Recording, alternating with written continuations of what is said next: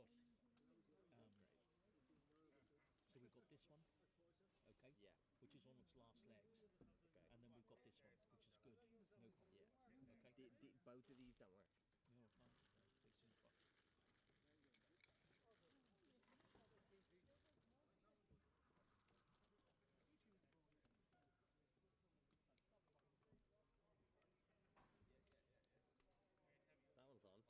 That one's on. Oh wow. Okay. Okay. Turn on the other one. How did you turn it on? On button. Okay. This one's on as well. Okay. Okay. Get that back to 0. Yeah. You have to press mode a few times. Yeah. There you go. Okay. Right. No panic. This can. No panic. Right. Is there a water there? There's waters here that... Oh, there's waters here. Don't worry. No, you're okay. And that's empty. Right, we're back in action, Paddy.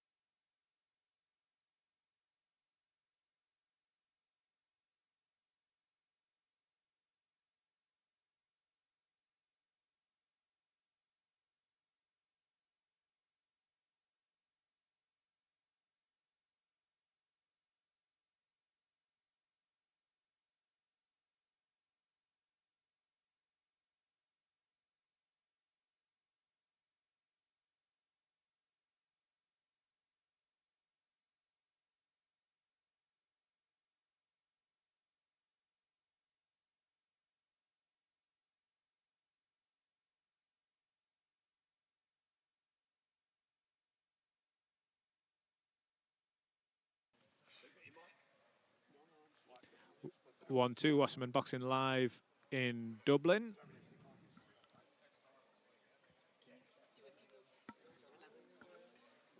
Live in Dublin, Mick Conlan tonight taking on Jack Bateson of Leeds, looking to get a seat back at the world table. 1 2 1 2.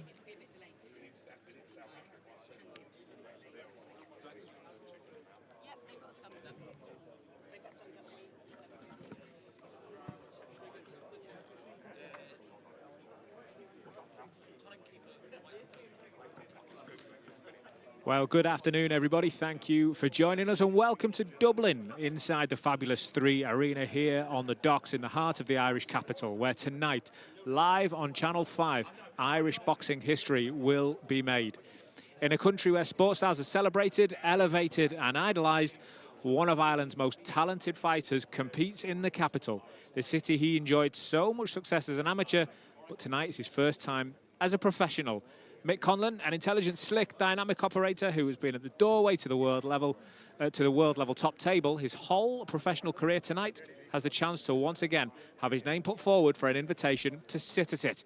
Return of the Mick brings Ireland's fighting pride to the capital and up against a former Team GB competitor who himself sees this as his big opportunity. Jack Bateson from Leeds, with 20 wins from 22 fights, is determined to spoil a special night in a sold-out 3 Arena and take home with him to England any chance of Mick Conlan fighting once again for world titles. There's everything to fight for, with the evening being heated up by some of the hottest prospects and brightest talents from both the UK and Ireland, with knockout streaks looking to be continued, winning runs looking to be prolonged, and new journeys search for their first chapter. It's a Wasserman boxing special, and it's live with me, Chris Ridgway, and Oscar Bevis sitting next to me. Oscar, good afternoon. We're in Dublin, and we're taking it all in. Yeah, thank you, Chris. I like the fact you said good afternoon, because that means we've got a long night of good boxing ahead. And I said I'm going to drop this in early. Good boxing ahead, not so good football yesterday at the Wasserman 6-a-side game. Wow, well, from Chris Ridgway. You've saved the best for first there, Oscar. Well done. Yeah, it was a good little night last night of football. We'll talk about the highlights of that a little bit later on. World-level boxing, maybe not world-level football the night before it. Definitely not world-level football. This is a Wasserman boxing special here in Dublin, though. We have to start. We have to start at the top of the bill. It's Mick Conlan, it's Jack Bateson. Would you say it's make or break for Mick Conlan tonight? Yeah, the first question I asked Khalid in the press conference on Wednesday was, if Mick loses this, does he leave the sport? He achieved so much success as an amateur. World champion, European champion, Olympic medalist, Commonwealth gold medalist as well. He doesn't want to fight in fights that are not at the top level. If he doesn't beat Jack Bateson here, I think that could be curtains potentially for Mick Conlan, especially at the top level. Anyway. Well, I was watching the pre-fight week sort of build up on Wasserman Boxing's YouTube channel. Charlie Edwards walked past us. Good evening, Charlie, former world champion, fighting here in Dublin tonight. I was watching the piece that we made with Mick a few weeks ago, The Road to Dublin, and he said he's at the stage of his career now that every fight could be his last. If this doesn't go to plan tonight, could be curtains, and he wouldn't want that in Dublin of all places. Yeah, there's the real pressure. Dublin, he spoke so emotionally when I went to see him in camp, went back to his place, just had a chill, watched some of his iconic ring walks from Belfast. He said to me he placed so much importance on Dublin, fighting in Dublin. And look, I don't think he'll be able to live with himself if this didn't go the way he wants it to go. This is such a big night for Mick, his family, his friends. There's loads of stories. Obviously, Mick returning to Dublin, want to get back to the top table. Jack Bateson, opportunity of a lifetime. You beat Mick Conlan in Dublin, you're going towards the top table. So many different angles, so many different stories. There is no way this is not going to be a cracking main event, by the way. It's certainly a catapult for Jack Bateson. And look, we can talk about what Jack can bring to the table. We know he's experienced. We know he knows everybody on the circuit. I don't think there's a fighter in or around his weight that he's not been in with on the domestic scene, either professionally, amateur, or at sparring. So he's clearly sort of well experienced. Is that the perfect kind of test, if you like, for Mick Conlan? Because as Khalid was saying at the press conference, they could have put him in with anybody tonight. It's Mick Conlan in Dublin. It's going to be crazy. It's going to be wild. But you don't just want to put him in there with someone he's going to knock out in 2 or 3 rounds, not really take anything from it, and then go and feed him straight back up to world level. So is Jack Bateson the right fight to take the pathway up to that next level? Yeah, absolutely pointless putting him in with someone that we know he's levels above, will perhaps be coming not necessarily not to win, but not really coming to come forward and try and give Mick things to think about. Putting him in with Jack Bateson, someone who himself, like I said, sees this as his opportunity to rocket himself up to the top table, is perfect. And like you said, Jack Bateson has sparred, fought, trained alongside pretty much everyone. When you're in Team GB, that sparring is elite and it's hard. Some brilliant characters in that gym as well. And I spoke to Jack, I spoke to Mark, his father and trainer, away from the press conference. They are seriously up for this. They fancy this big time. There's so much that can be said about the career of Mick Conlan. I'm sure once it's all said and done, there will be books and shows and documentaries and things like that made, because there's so many angles to cover from. I want to look at, unfortunately, the headline fights, if you like, they've not ended in his favour. But if you look at the way that they've ended, particularly probably the most famous one, the Lee Wood one, okay, it was a devastating knockout, and it wasn't, of course, the way he wanted it to end. But if you watch that fight, that was one of the fights of the year. Mick was clearly in charge in that fight. He was certainly leading the fight. You call it ring general, call it whatever you like. He was running the script that night, and it ended in the same way that the other two ended, in terms of a stoppage. There's always excitement in Mick fights. He goes forward, and it's that kind of fighter that can get knocked out because they're constantly going forward. Yeah, we like jeopardy. We want someone who's going to give us something to watch. But also, there is potential that if they do overcommit, overexert, then things might go the way they did with Mick against Lee. He was, like you said, 90 seconds from winning a world title, becoming world champion. And I think he might be at peace now with the fact that if he doesn't become a world champion, it's not the end of the world. He seems like he's a different man emotionally than he was perhaps when he lost to Luis Lopez or Lee Wood. But there's still this real grit between his teeth. There's a lot less pressure off the shoulders. And I think just being able to look in the mirror and say, look, I feel good about my career, what I've done, will actually give him this lease of life. So he can fight with a bit more freedom, like I said. A scheduled 6-round contest. Firstly, to make his way to the red corner from Guadalajara, Mexico, Mario Vera. Well, before Mick Conlan takes to the ring tonight, as promised in the build-up, we've got a Wasserman boxing special here throughout the night here in Dublin. Kicking us off is Wasserman boxing prospect Cody Smith against Mexican Mario Vera, who makes his way to the ring now. It's a super featherweight contest, and Cody Smith is one of the hottest ones to watch from the Wasserman stable, looking for his first knockout tonight from his first 7 fights. Tonight is number 8. And it's against a man with a winning record, who does have knockouts on there as well. Oscar Beavis a moment ago talking about we like jeopardy. Well, this man brings a little bit to a Cody Smith prospect who's got lofty ambitions of his own. Yeah, in his 8 victories, 3 knockouts. So there's your jeopardy. I always like And now to make his way to the blue corner from Hemsworth, Yorkshire, the undefeated Cody Smith. Once dubbed himself as the future Yorkshire Canelo, idolises the likes of Josh Warrington. Wants to fill those shoes later down the line, Cody Smith, and then carve out his own path in them. Makes his way to the ring, and tonight, as mentioned, looking to go to 7 wins, but he's looking for the first one via stoppage. And I know that weighs a little bit on him. I'm going to throw to Paul Booth to introduce the fighters, and then we'll break this one down, Oscar.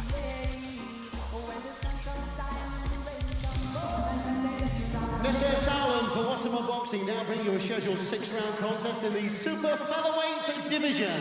Scoring referee is the 3rd man in the ring, introducing Thoric Roctigon of Dublin. Boxing out of the red corner, scaling officially at 130.3. He's wearing white and gold this evening. 8 professional victories, including 3 going inside the scheduled distance. Boxing out of Guadalajara, Mexico, introducing Mario Vera. And across the ring, wearing white, blue and green, boxing out of the blue corner this evening. Scaling at 129.6 pounds. 6 big professional wins to his credit. Standing in the ring undefeated, he boxes out of Hemsworth, Yorkshire. Introducing Cody Smith. Referee with his final instructions. Let's keep it clean. Extra sets at all times. And obey my commands. Switch groups, back to commands. Both fighters go to their respective corners for final last words. Round 1 of fight number 1 here in Dublin, on what promises to be a historic night, is underway. Marcus Vera from Mexico, he won by TKO last time in Guadalajara. That was in April of this year. Cody Smith looking for the first knockout of his career, but in his own words, Oscar, he's a real fighting man, and he prides himself on that. How much does he need a knockout tonight? He'd want one. Whether he needs one, I think, is probably a different story. What I will say about Mario Vera is that when you're this close, you can get a real sense, a real feel of what, I say a journeyman, in quote for quote, will do in the ring. And I get a good energy, I get a good sense. I get someone who isn't just here to kind of roll over and have his tummy tickled. So hopefully a good test for Cody, and one he passes with flying colours. I think we saw frustration from Cody Smith last time out when his opponent wasn't really there to give him the competition that maybe he's looking for. For Cody to get these knockouts, I think that he wants, I think he needs a fighter that's going to come to try and fight him and allow that option to be available. Last time it wasn't there, and we could see the frustration on Cody Smith. I think tonight we might see the type of fight where, although he's still learning, I think there was probably frustration pent up in there last time. And tonight, as we can see straight away, maybe he starts to get to release some of that frustration. Yeah, I spoke to him after that night in Newcastle, and he said, I'm annoyed. Let me be honest with you, I'm annoyed. I've put in the work in camp, and I've come to do rounds with someone who doesn't want to do rounds with me. He wants to circle himself around the ring, awkward, hold, use the head. He wants someone who's going to come and give him a fight, and that will produce the openings. Well, Jose Perez last time didn't want to exchange. Tonight, Mario Vera started by coming forward, and it's allowed Cody to just tee off a couple of times as he goes again. Downstairs and upstairs, leading with that jab. Vera fires back with a jab of his own. He's holding the centre of the ring. Mario Vera just making Cody try and find those openings. But again, Cody able to land a good right hand there. Cody Smith, he's looking for an uppercut as well, which shows a good sign of intent from the Yorkshireman. Yeah, I like the volume that we're seeing so far from Cody. Of course, only round one, but I like the intent to dish out the shots. A couple of good shots got through the guard there. Just made Vera just do a little reset in the middle of the ring, which Cody Smith will see as a positive sign. It's a good opportunity for Cody Smith to showcase what he has in the locker, given that a fighter that potentially looking to exchange, although maybe just have gone into his shell a little bit, as a wild swing and a miss from Mario Vera in round one. Cody Smith very comfortable in there, just moving in and out at his own pace, and as Oscar says, controlling the volume and the tempo. Yeah, been really intelligent so far, doing exactly what he's had to do.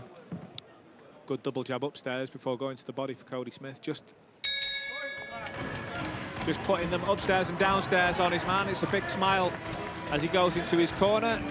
He's settled into the evening more. I think, Oscar, we were talking about Cody Smith before, and I know that we had a similar conversation before his fight last time in Newcastle. We used to see the exuberant Cody.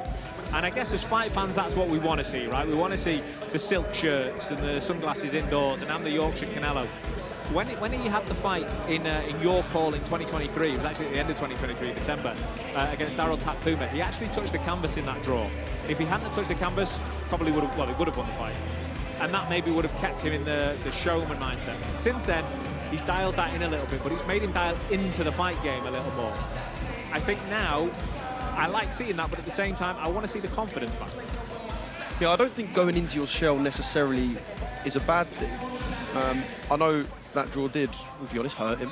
But I don't think going into your shell is too much of a bad thing, but we do want to see that confident Cody back. He gets a knockout here, by the way, and I'm sure we will see a nice pair of sunnies at the next press conference. But I said he was intelligent in the first round, and he was intelligent at York Hall, but he was also too fearless, if that makes sense. And if he can just control perfectly in balance, being intelligent, being fearless, but also being fearful, then I think it's the right ingredients for him and his fighting style going forward. Well, he's throwing good ones and twos that are going straight through the guard early in this second round. He's not really being able to miss at the minute, even going through the jab. It's a good, strong jab from Cody Smith that's just leading everything off. Everything getting through, nothing coming back at the moment from his man from Mexico, Mario Vera. As a reminder, Vera won last time out in April in Mexico, Guadalajara. He won by TKO.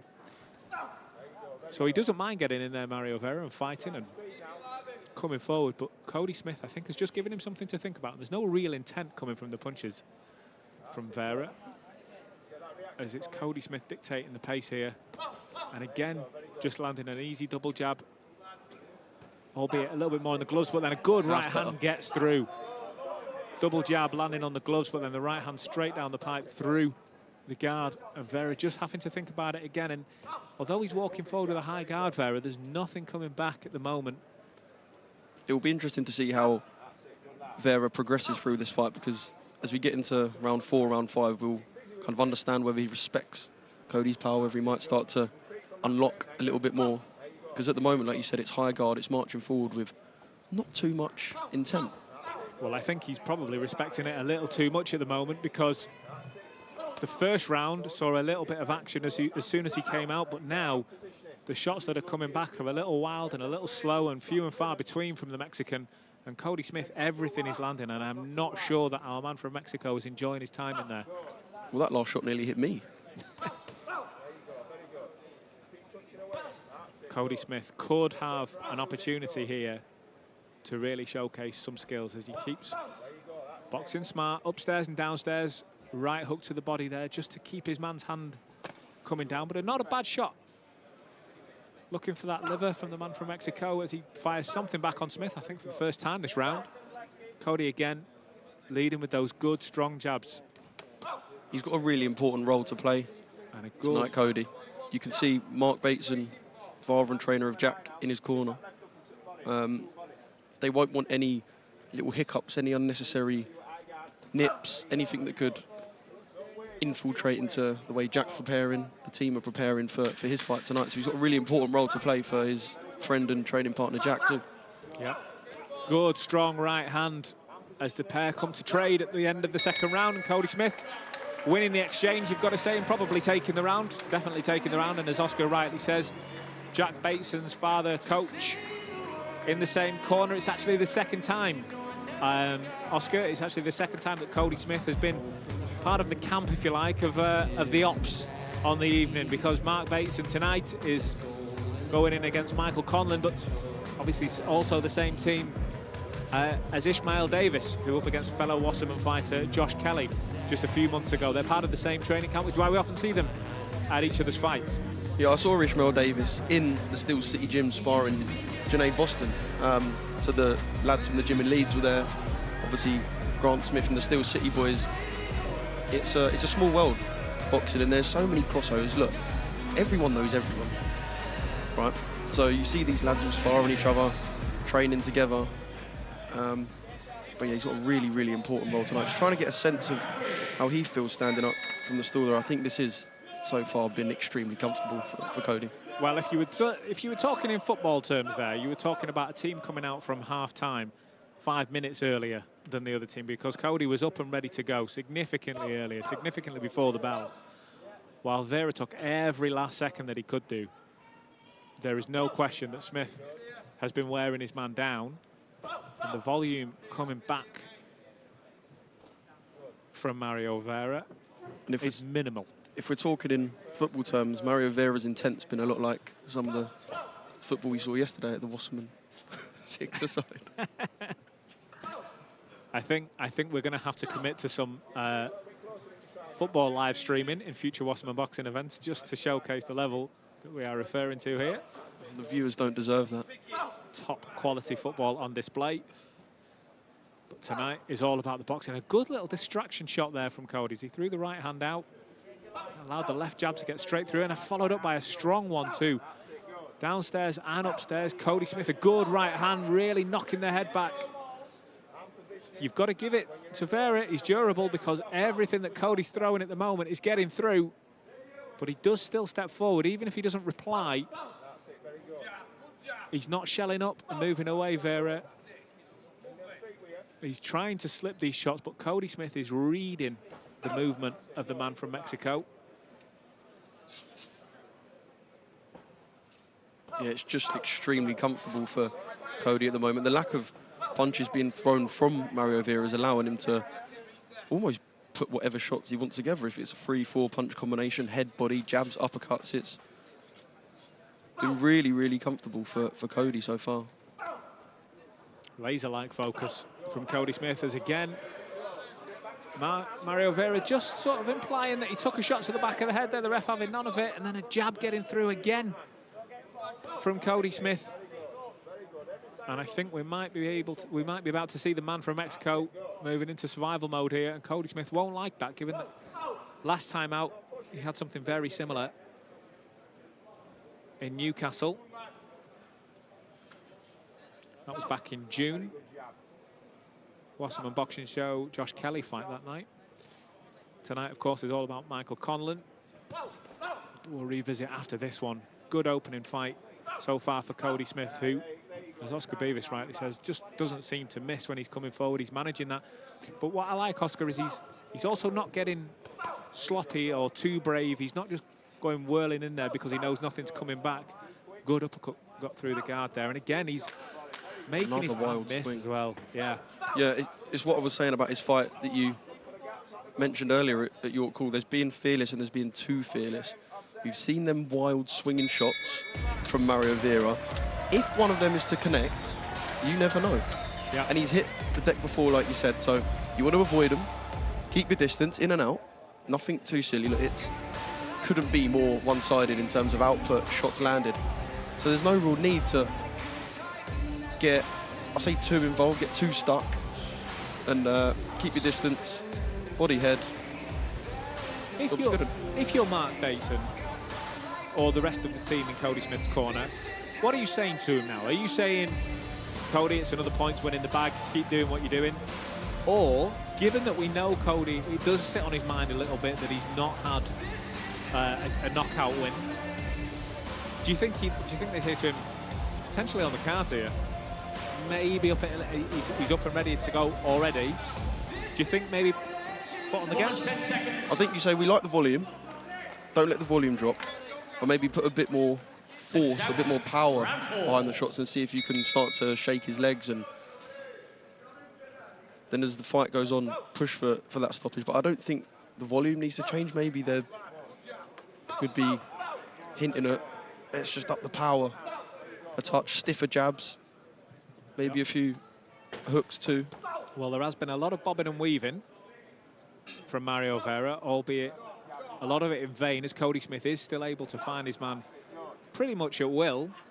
But there has been, for all the bobbing and weaving that there's not been much buckling that Oscar Davis refers to there. We haven't seen any leg stiffening yet, despite Cody landing a few shots, and I think that's what his team would like to see, some of these power shots getting through and just starting to phase their man. Again, though, Vera throws, and some of them are wild, but some of them are good shots that Cody's just not letting get through. And that time he moved back at just the right time to see the left fist of Vera go flying past his face and hitting thin air. Cody replying straight away.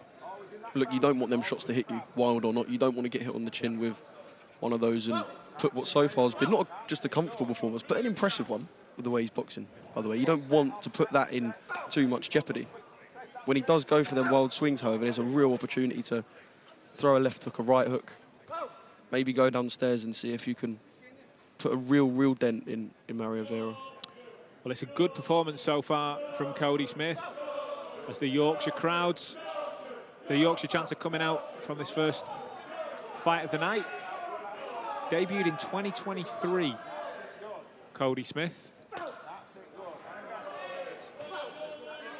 I actually remember on his debut fight week, he said, I haven't even got hairs on my face. When I'm mature, you'll see the best of me. So I can see a couple of stray hairs on the chin now, so maybe we're getting there. Beard watch will continue through the career of Cody Smith, I'm sure, as he comes forward again. And I would just wonder if he's going to start taking heed from those chants, because the crowd's significantly more vocal now. And Cody will want to put on a little bit of a display for those people who have travelled all the way from Yorkshire. He goes downstairs, a good shot to the rib cage of Mario Vera, and then back upstairs. It's still bobbing and weaving for Mario, making it difficult, or at least attempting to, but Cody's jabs and right hands are getting through that guard pretty much whenever he wants. Again, downstairs, upstairs, hooks and uppercuts, they're all landing for Cody Smith. It's a very solid performance. But is he now able to start moving his man around where he wants him, putting him back on the ropes and teeing off? Again, downstairs, good body shots, good right hand again from Cody Smith. And then right out the way as Mario Vera throws a handbrake on style punch, pretty much knowing it wasn't going to land, I think, then, Oscar. Another good round for Cody Smith. Yeah, I just heard from Cody's corner about 30 seconds left around. They said he's trying to lure you in. So they are wary. They are being aware of the potential threat. Not that we've seen too much of a threat yet, other than, like you say, those winging shots. So they are being wary. Well, if the aim of the game is hit and not get hit, Cody Smith is winning the game so far. I would like to see, Oscar, I would like to see Mario Vera come and try and upset Cody Smith a little bit more. He's certainly capable of doing it, as his last fight shows and his record shows. It's a winning record. 15 fights, 8 wins for the man from Guadalajara. But again, the man from Yorkshire is the one up first. 10 seconds. Eyes straight across the ring to the other corner. Seconds out, round 5. Yeah, you'd like to think a man coming off the back of a knockout win would have some drive inside him, something that will make him go, you know what, let me open myself up, let me throw some more meaningful shots, some shots with thought behind them, and try and at least give Cody something to to think about that isn't just keeping a high guard and bobbing and weaving a touch. Well, multiple lead hands upstairs and downstairs, and then a hook as well to top it off. Cody Smith has started this round, but he's taken a good body shot there. That's exactly what you were talking about a moment ago, Oscar, with his team saying he's trying to lure you in. Well, he just got a good body shot right round the angle there that Cody Smith won't have liked receiving. I don't think it's phased him in any way, but he'll know that he got one. His man got one through there, and Vera has just got one through upstairs as well. Now there's playing in the rain and getting wet, but Cody Smith has made those miss the whole fight so far. But then in this round, 2 have landed. Yeah, it'll be interesting to see now whether that changes Cody's thought process, changes his volume. It doesn't look like it has in the last 25 to 30 seconds. Well, it's round 5 of 6, and I just wonder if that's given Vera a little bit more confidence, and maybe that will feed into Lovely shot. Cody Smith's confidence a little bit more as a good right hand gets through. He's managing the fight well, he's managing his adrenaline and his nerves well, Cody. He's completely in control, but the man in the yellow shorts, or the white shorts with the yellow trim, I should say, every now and again, when he gets one through, you do sense a little bit of confidence coming from him. But that gives Cody good energy as he lands upstairs and then on the liver. And another handbrake on shot. Do you know what I mean when I say handbrake on? It's almost in slow motion because he knows it's not going to land. Throwing a punch for the sake of throwing a punch. Yeah, sort of trying to show willing or feigning interest, if you like. Mario Vera. There was no confidence in it. It just allows Cody that second to study his man a little bit more as he again goes upstairs and downstairs. They'll be absolutely delighted with the way this has played out so far. He did take a shot there. Yeah, Cody Smith missed with the uppercut, but he fired back. Lovely work. And it's almost as if being hit gives Cody a little bit of spite that makes him come back. Because he missed with an uppercut there and a lead left hand got through from Vera. Straight away, Cody stepped on it. Which is where that slogan, the real fighting man, comes into play. Because there's boxing, but then there's fighting. Yeah, a lot of boxers are either really a boxer or a fighter. If you can blend the two, then it's absolutely perfect. I've really liked the way that this has flowed for Cody. Start quick, start sharp, keep the pace up. And I think he did step it on a little bit more in round 5, perhaps like you said, because of the fact that there was a couple of shots he had to eat. But I've been really, really impressed with these 5 rounds so far. Well, we're heading into the final round of the first fight here in Dublin. Cody Smith, 5 rounds up to 0. You would imagine, we're not scoring the card here, Oscar, but if we were, I think that's what we'd be looking at. And he's gonna want to finish this on a high, you expect. He's gonna want to look for that stoppage. I don't know whether it's there for the taking though, because he's landed a lot of shots, and every single time his man has chuck it off and come back forward. Yeah, you'd have to have horrific eyesight to not see this as 5 rounds to Cody Smith. I think just trying to get a sense from the corner now, he doesn't look tired, he doesn't look uncomfortable. Mario Vera, I think he'd have to do a lot to force the stoppage, his first stoppage in round 6. And the fighters touch gloves. Up next, by the way, we should say, it's Dan Toward making his return to the ring after a dominant performance with a drop and stop win last time in Newcastle. He's up against the Spanish Khalid Ennachat. Yeah, to go from a talent like Cody Smith straight into a 5'10", hard-hitting Geordie, not a bad way to kick off proceedings in Dublin. We did promise a Wasserman boxing special tonight, and Cody Smith has opened the show up. And of course, 2 boys who've been Wasserman since debuts. Yeah, you're not wrong, Oscar. And Cody Smith, as we said before, debuted the end of 2023, sorry, the beginning of 2023 even, and hasn't really looked back. 1 draw on the record, but no defeats. I know that he wants that. He said it publicly that he wants that stoppage, but he's not prepared to frantically search for it. Good hands from Cody Smith. landed 3 strong shots upstairs, finished it off with one to the body. Vera's got some tolerance to that because it's hurt him. He's not throwing back. But you can see him grimacing. From our view here at ringside, you can see Vera's face grimacing because those shots hurt from Cody Smith. They were spiteful. And again, Cody this time waiting for his man to throw, so his hands down, lets multiple flurry of shots through. Well, he's got 80 seconds to try and force the stoppage, and he's doing a good job. He's going to do just that, Cody Smith. Is he able to get the stoppage? Finally, he's got his man back against the rope a little bit, but just steps back, tries to encourage him to the middle of the ring. Doesn't want to get lured in, even if it is the last 60 seconds approaching. I think you mentioned him publicly saying, I want this stoppage, I need this stoppage. That would be, no shame in saying that. That's an ego thing. He's a fighter. Yeah. He trains hard, he works hard, he wants to prove he can knock people out, but sometimes you have to put your ego to the side and go, actually, if I do overcommit, look at the consequences. And he felt that, again, going back to York Hall. But he's been really, really impressive in this fight. Like I said, I love the flow, I love the pace. And hopefully in the last 40 seconds, he might be able to turn the screw just a touch more and maybe make Vera have to really think. If there's a time to empty the tank, it's now. Cody Smith, flurry of shots. They go to the body, then upstairs, but Vera fires back. And now we see a little bit of trading. Good head movement by Cody Smith as he gets under an uppercut and then slips a jab. Begins to throw great, strong shots. Can he force the stoppage? Vera doesn't like it at all, but it looks like he may have just done enough to survive. We're going to the final 10 seconds. Cody Smith is going to let his hands go now. He knows it's the last 10 of the last round, and he throws upstairs, downstairs. Vera fires back as well in the faint chance of trying to get a stoppage of his own. The two men embrace as the final bell goes. It's going to be a Cody Smith win. It's going to be a Wasserman win. The first fight of the night here in Dublin.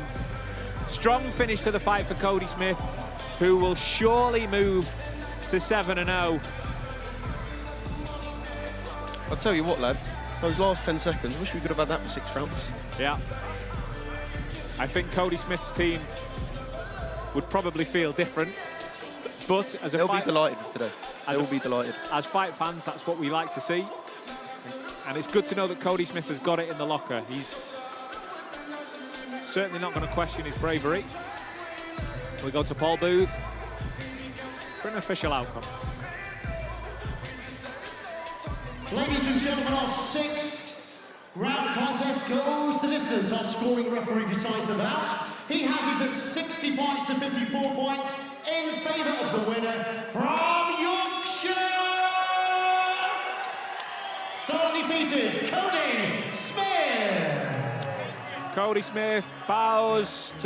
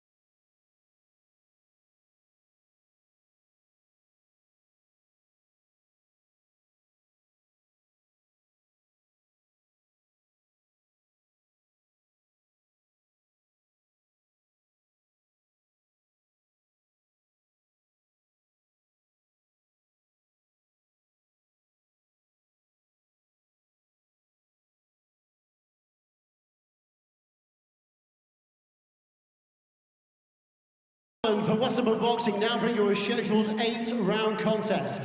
Firstly, to make his way to the blue corner from Spain, Ennachat. Right, is that me? Am I on program? Yeah. 1, 2, 1, 2, 1, 2, 1, 2, 1, 2. How's that for level, everyone? Is that okay? Is that okay? ولد الصحراء والجمل والسقيا الحمراء والنخل حمراء ونجمة بالخضر أنا مغربي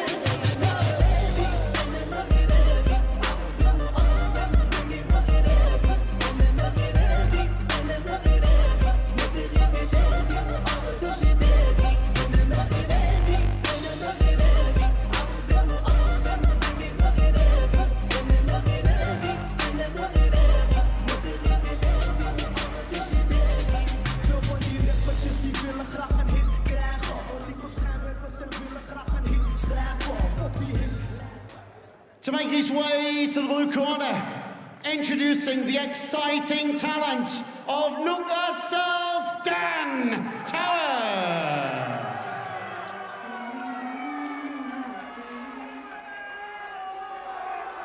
Sun in the sky, you know how I feel. It's drifting on by, you know how I feel. It's a new dawn, it's a new day. It's a new life for me, yeah. It's a new dawn, it's a new day. It's a new life for me. Ooh, and I'm feeling good.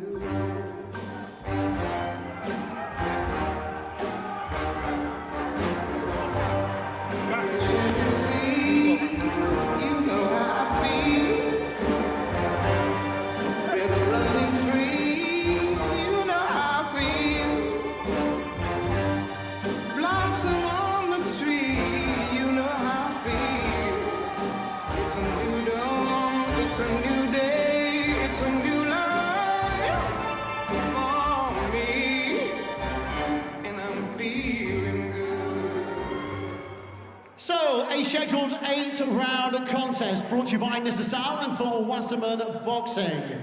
Scoring referee in charge of this bout is David Irving of Belfast. Firstly, boxing out of the red corner, wearing white, red and gold this evening.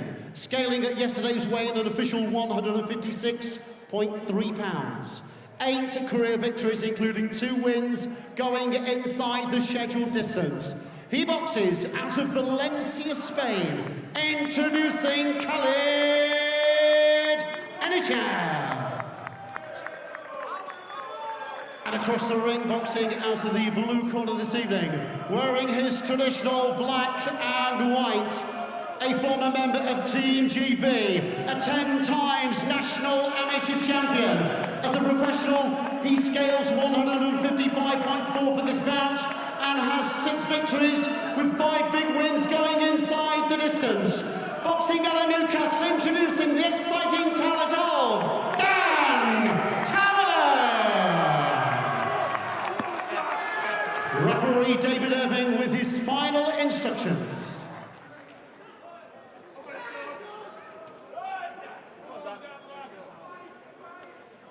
Okay, gentlemen, let me see a clean fight, okay? Watch the heads and the low blows. Obey my commands and protect yourselves at all times. Touch gloves. Good luck to you.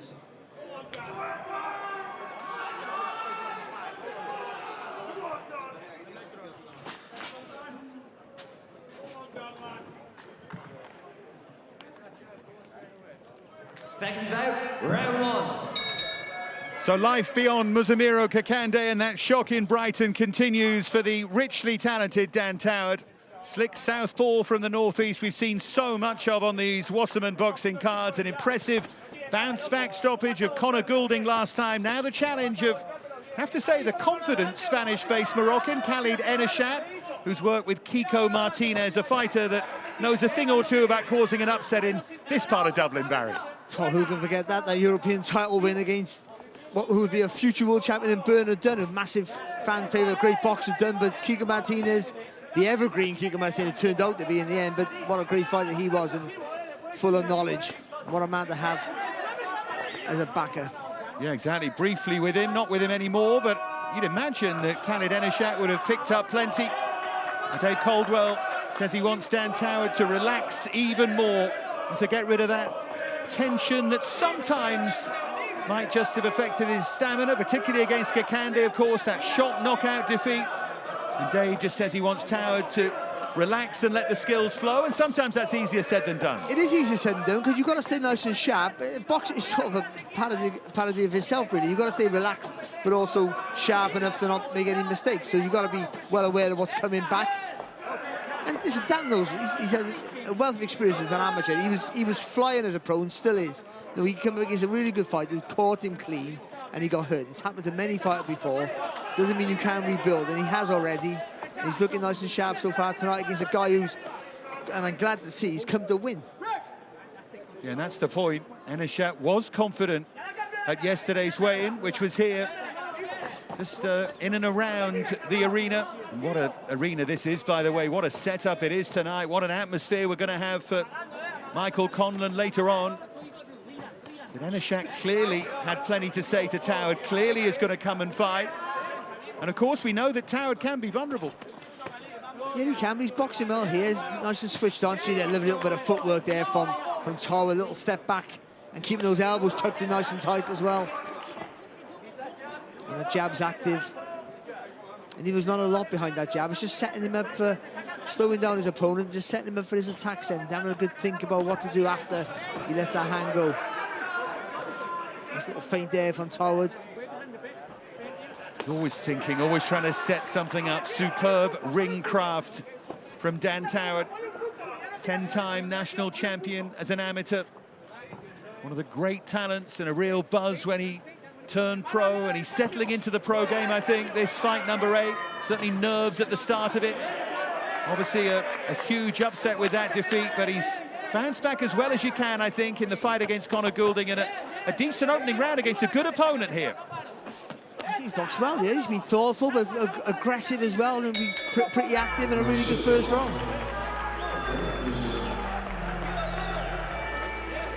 Ennachat with plenty to say there. And we can take a look at some of the best of the action from round 1. It's Dave Caldwell with Dan Toward.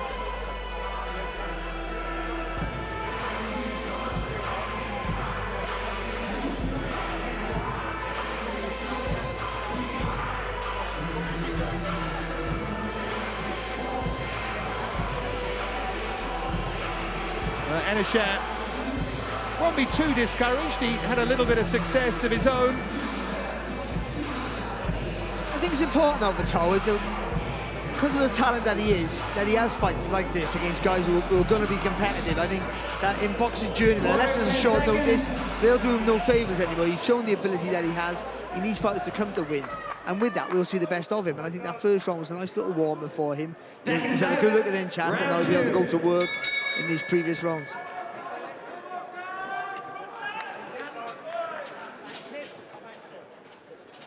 So round number 2 here. Dan Toward looking to move to 7-1. Super talented southpaw from the northeast.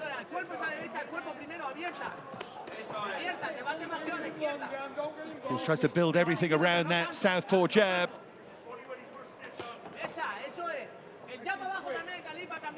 Just got to keep feinting here, Toward. I don't think he can feint enough, to be honest. Just keep forcing this guy just to throw when he doesn't want it, just to throw a little bit out the range. That'll allow Toward there with a longer reach, the faster hand, the better vision. Just to land on target clean, pick his shots well. Again, all that front foot feinting.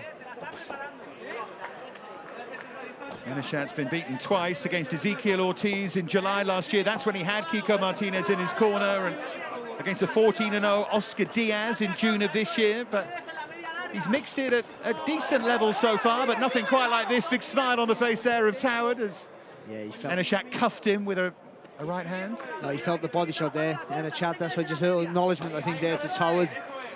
Just a nice little left uppercut from Toward to the mid-drift.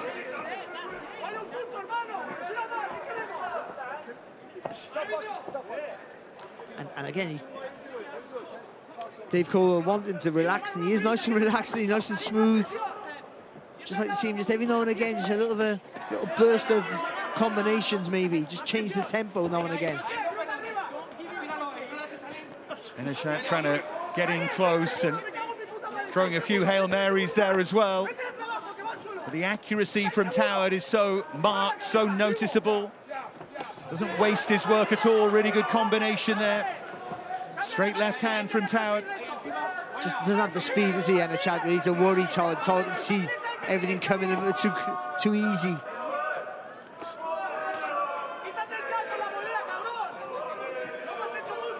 Ennachat just trying to crawl forward. Just needs to quicken his feet up here. Ennachat just too easy to see, to read. So final 30 seconds of round number 2 here in the 3 Arena in Dublin. Dan Toward wanting always to fight fighters with winning records, doesn't want to just get rounds under his belt, wants to have quality as well. And the 8-2 Ennachat posing a problem or two, but Toward is just starting to assert himself here. Yeah, it feels made for Toward, to be honest. I think he's just walking on the shots here. Toward can start up in the pace, you would feel. Does tend to be the Toward way to have a look and start to break an opponent down.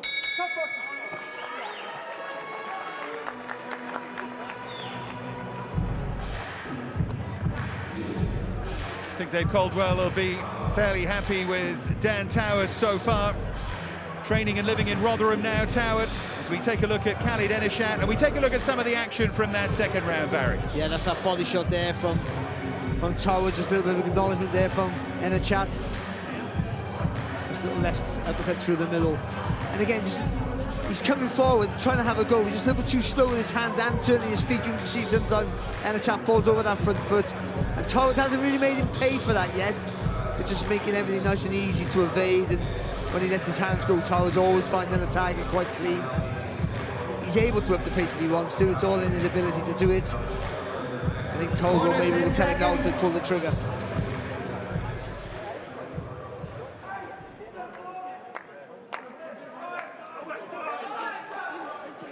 Seconds out, round 3. So round number 3, Dan Toward in those black and white trunks, of course they are. Passionate Newcastle fan who dreams of fighting for a world title at St James's Park. You roll out that line so often that you hope for his sake that one day it comes true. He always gives us a bit of away the lads after the fight. And whatever you dream your target is, everyone wants to be a world champion, but sometimes you have to dream for crazy things like that, filling up the stadiums. And that drive to want to push you forward. That's a nice feint there from Toward. Do more of that, maybe throwing off it. He's a fighting man, this Khalid Ennachat. He was a kickboxer, that's where he started out. 3-time national champion and reached a world amateur kickboxing final as well. Lovely left hand there from Toward down the line.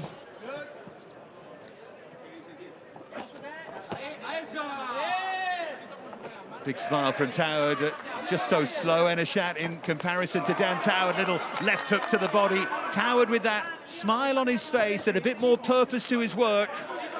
A little bit of fun as well. He's enjoying himself here, Toward, but I think he can start pushing Ennachat back now, I think. Just stepping behind that right southpaw jab a little bit more. Or if he's not going to do that, start walking him onto that uppercut, that left uppercut through the middle.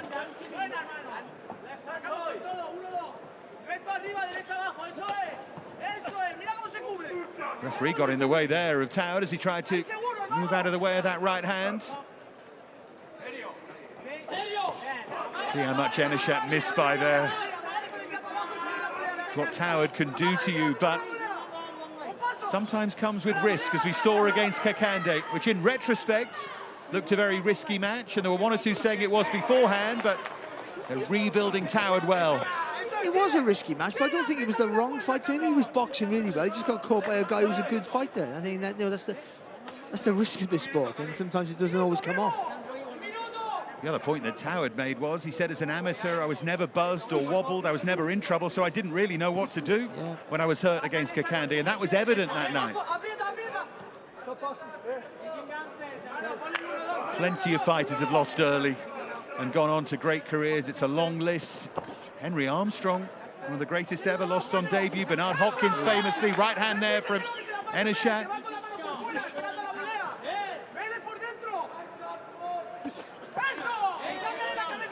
Ennachat corner, feeling they had a couple of moments of success there. Yeah, a couple of good right hands here from Ennachat, but I think it's more to do with Toward's just disdain, really. Nothing's really come back. He's made him miss, and I just think he's switched off a little bit.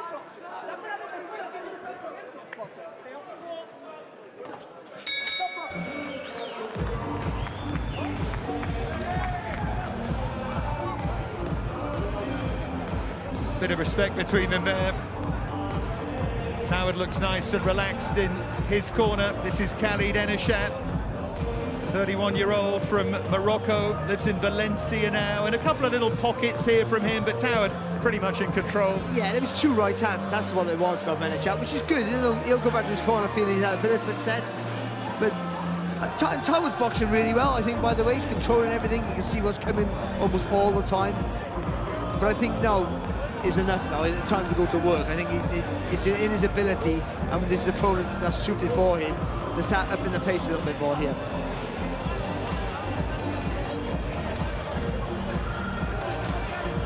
Corner, 10 seconds.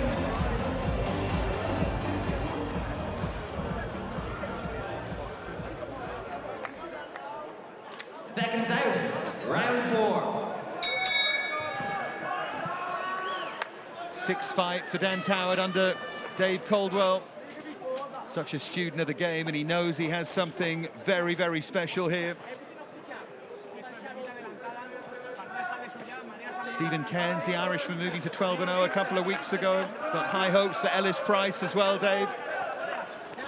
Maybe highest hopes of all for this fella. The one who doesn't have an O on his record.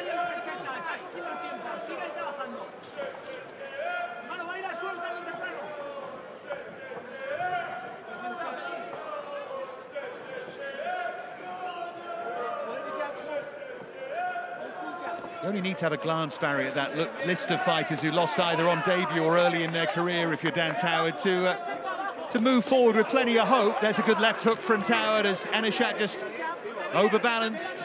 Yeah, and it's the feet there that did it for Toward. Just a little half a step back, just allowing Ennachat to fall short and then throwing that left hand over the top. But I honestly think you can push him back without any real jeopardy in it as well, just behind that long jab. And also, as we see there, it's just more force in the shots when he's moving forward, moving into the punch.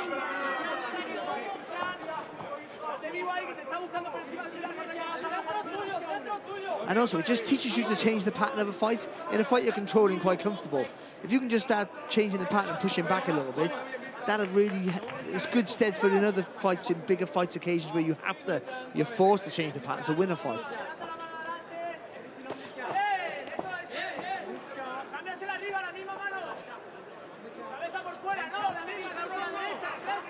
I feel at times like Ennachat's just trying to make this ugly if he can and get up close. He just lacks the speed, doesn't he? That's all. And the intent is there. You see it there, but just again thrown too far out. The feet not quick enough to get to the target fast enough to worry Toward. And unless he throws in combinations, I think that's his only way to close the gap here against Toward. And Toward is so smart with that body work as well. Right and left hooks to the body. He does bank those early.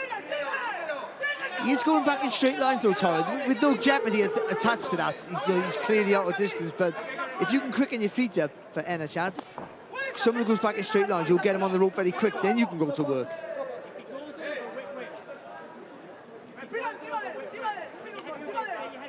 So I just like to see Toward just a little pivot around the target every now and again. Get that foot on the outside, little spin round to the right-hand side. Throw that left uppercut through the middle. Oh, the little uppercut there from Toward was superbly well timed.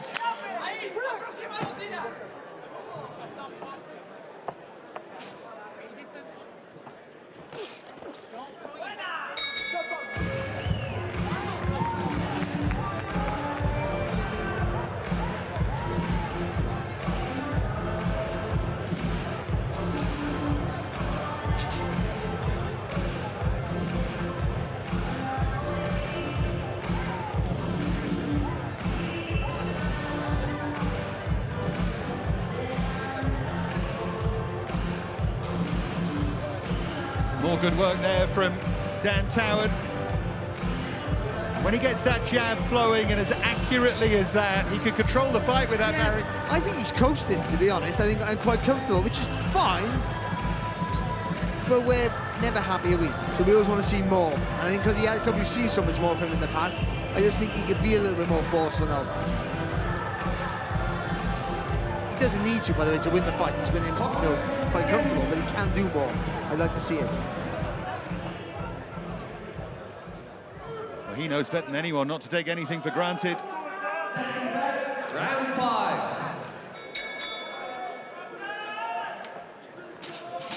Round 5 of a scheduled 8, went up to 8 rounds in only his 4th fight. Dan Toward fits that theme of wanting to stretch himself early and move quickly. That move quickly thing is always a worry for me. There's no need to be quick. I mean, once you get to a certain level, your career at the highest level is very short anyway.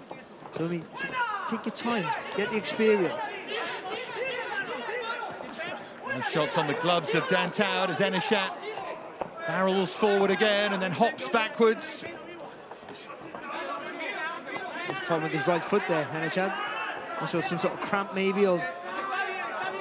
Felt that way, and Toward then landed a straight left to the body as Ennachat barrels forward again.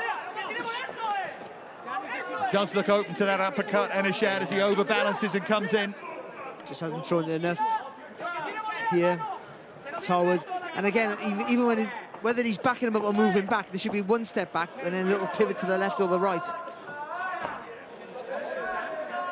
Another sense there that Ennachat is awkward with his balance here. It's moving slightly awkwardly. It's not caused by a punch, as Barry said. I think there might just be a touch of cramp there. Who knows, might have turned an ankle. Not ideal if you're up against an awkward counter-punching southpaw who moves particularly well, finds these angles. That was another good angle from Toward. Yeah, lovely uppercut there, right through the middle. That's the last thing he needs, Ennachat, is to slow down. He was slow enough as it was for Toward. Needed to up the speed.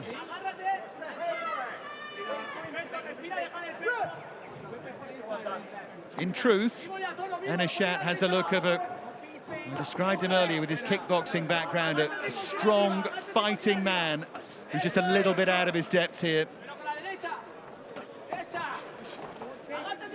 Toward is breezing through, he is in control. Ennachat's having the odd moment, but no real pop in those punches. And Toward, I think, senses that now he can start to apply the pressure. And Ennachat's a prime example of when you just lack a bit of speed, so you end up pushing your punches out rather than really accelerating with them, throwing them. And without that little bit of snap, then they're easy to read, and there's no pop on the end of the punch. I know that's ironic coming from myself, but I was too fast with no power. I mean, he's pushing them out, and there's just no speed in it. So he's never going to worry, even if he lands on the target, it's not going to be enough to worry Toward.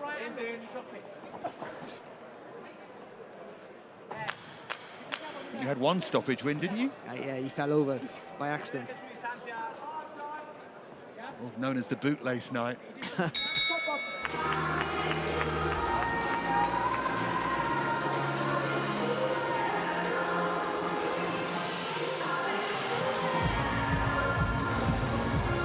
The arena filling up here. Khalid Ennachat emptying bit by bit in that corner, putting in a great effort. You cannot question that, but it's just the quality, and he said earlier in the round, the pop not quite there. There's that moment with his right foot, his right leg. To be fair to him, it didn't last long, did it? You know, I mean, there's a clear problem with the foot. You couldn't put it down, but he didn't let it bother him. He's a tough guy, and he's doing the best he can, I think. He's really having a go, but I just think the speed of his hands are not fast enough, and I don't think his feet are fast enough to get him to the target. You know, quick enough to really worry Toward, so Toward's having it all his own way. Maybe coasting a little bit too much for my liking, but controlling everything, so you know it's understandable why he is coasting.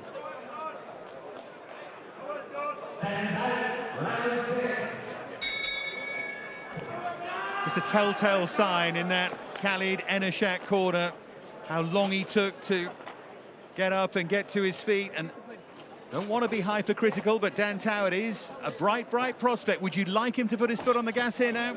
I think so. I mean, he can do. I don't mean he has to go gung ho and make silly mistakes. He can punch long and push him back. I think he should have been, for me, after the first few rounds when he's seen what he's up against, because he is a clever fighter. He is a thinker, Toward.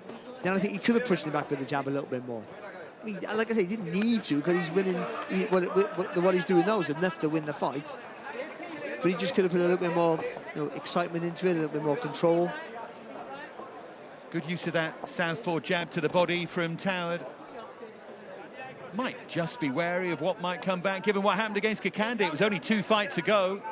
We can talk of him breezing past it and rebounding against Goulding and coming here with confidence, but he's the one who's thinking the thoughts. He's the one who was knocked out.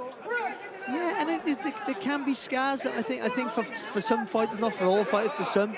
And that's understandable. And that's why I'm saying there's no need to rush anything. This urgency to get to the top quick. It's not always good for every fighter. Little pocket of success again for Ennachat. I say success, I mean it's success in the sense he's landing. I don't think he's causing Toward any problems particularly, and his leg looked a little awkward again there. He's not causing any problems until he causes him a problem. I mean, the longer you're in the ring, there's always more jeopardy. And he's coming from a guy who had to go the distance almost every time. So, but if you have the ability to not stay in there so long, then you should use that. And Toward certainly has that in his locker. You clearly see, Barry, that back leg of Ennachat, that right leg, he's struggling with it, whether his calf is seized up, something like that. It feels muscular rather than a twist of the ankle. But if Toward have seen that, then that's his chance now to push him back, knock him off balance.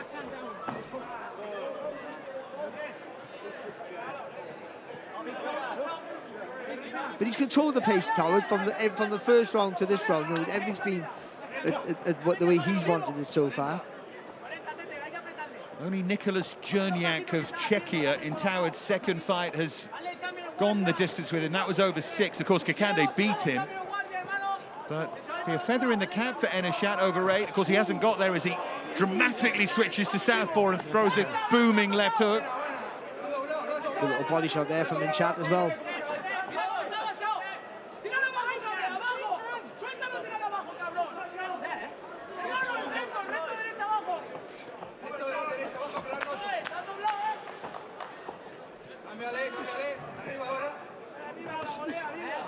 Good job.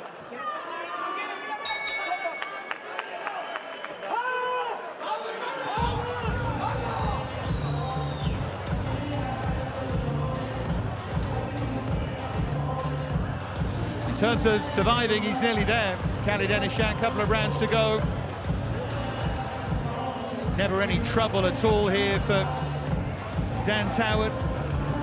Certainly rounds in the bag, but he'd like to keep up this record of getting people out of there, certainly. Just needs more urgency from him. Yeah, I mean, he doesn't need... I mean, he'll win the fight, but I mean, that was a better round for Ennachat there. I think there was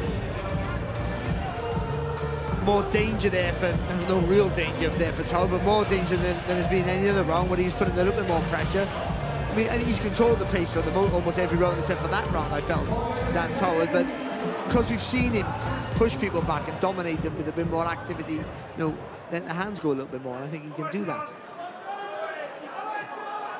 And I think he should do that.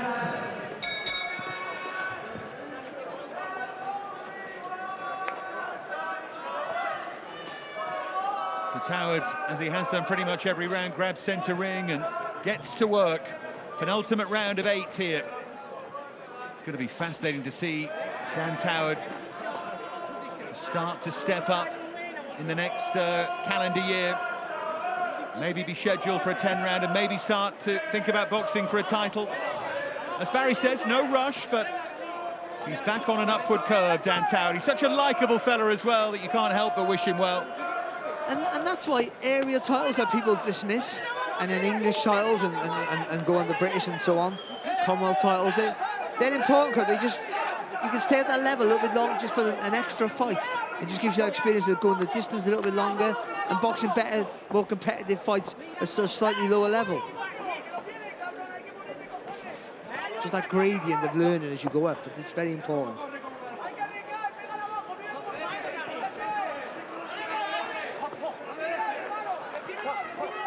Toward trying to keep Ennachat on the end of that jab. There was just a moment, 30 seconds or so ago. Just thought for a moment if Ennachat had got Toward's attention with a shot, just held on briefly. Sometimes it can be a trick of the light, of course. Good shot. Ennachat landed first again there. Well, Toward's standing in range for no reason at all, and with his hands down by his chest. I mean, trying to set him up for something, but he doesn't need to do that. Certainly give the Moroccan a little bit of encouragement here. Well, he had a decent last round, and he's not doing too bad in this round either.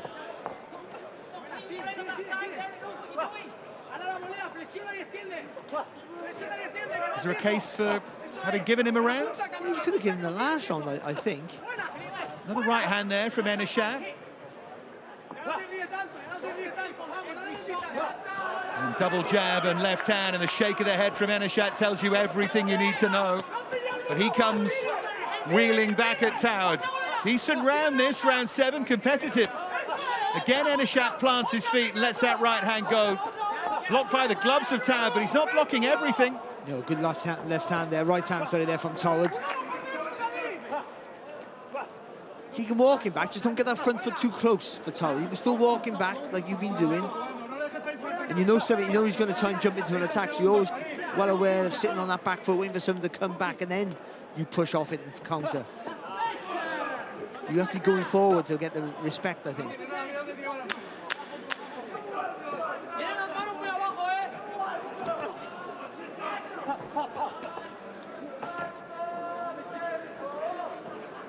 Another better round, certainly, for Ennachat.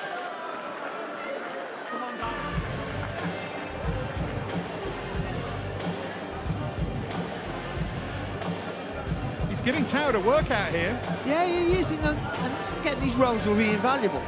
Over his career, of course. Just a guy making you work. No, I don't think it's been a frantic pace. I think Toward has slowed it down enough, you know, not to be too much of a worry. But the last couple of rounds, he's been made to think, I think, to be honest. But nothing massively taxing, I would say. But just again, going the 8 rounds it's not a bad thing for him.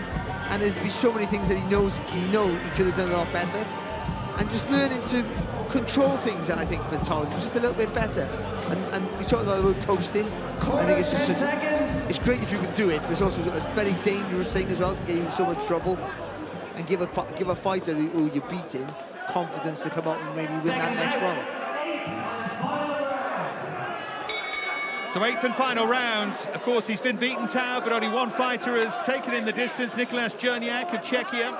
Just talking to a couple of people ringside, Barry, in that break between rounds, and one or two had the opinion that nothing dramatic, but Ennachat did just stiffen the legs briefly. We saw on the replay there.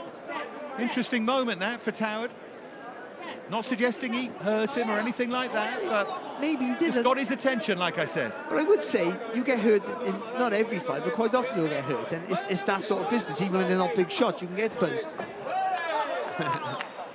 Yeah, let's not call that anything. But that's not a bad thing for Toward to get buzzed. I mean, it's how you react and how you feel. You know, 'cause you're going to take a shot. That's just life. I've never known a boxer who hasn't taken one. Ennachat's corner still. I think he's got half a chance here. They want him to pile on the pressure and see what Dan Toward has left.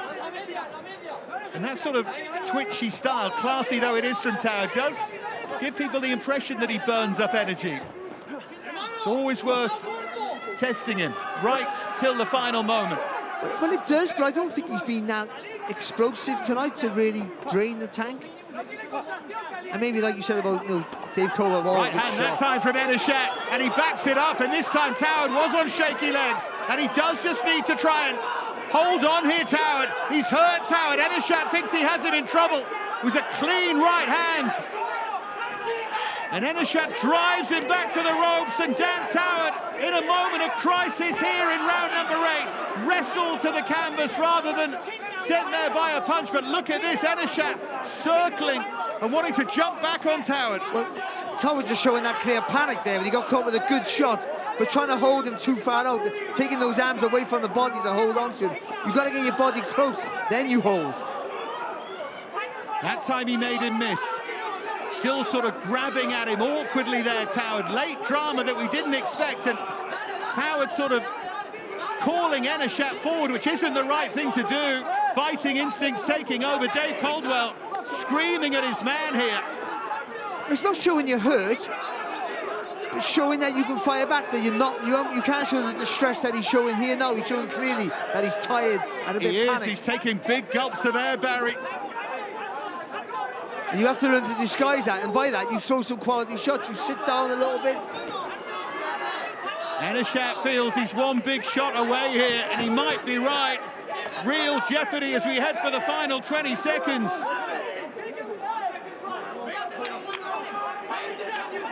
Ennachat's going to run out of time. I think he is anyway. Toward's going to get over the line here. Ennachat comes wheeling forward again. Goes for broke. He finishes on the front foot. What a final round that was, and we learned plenty about Dan Toward. The second crisis of his pro career, but he came through this one. He did come through, but I think that last round, you know, he controlled most of the fight. I think the second half of the fight was more difficult for him, and that's maybe to do with his engine.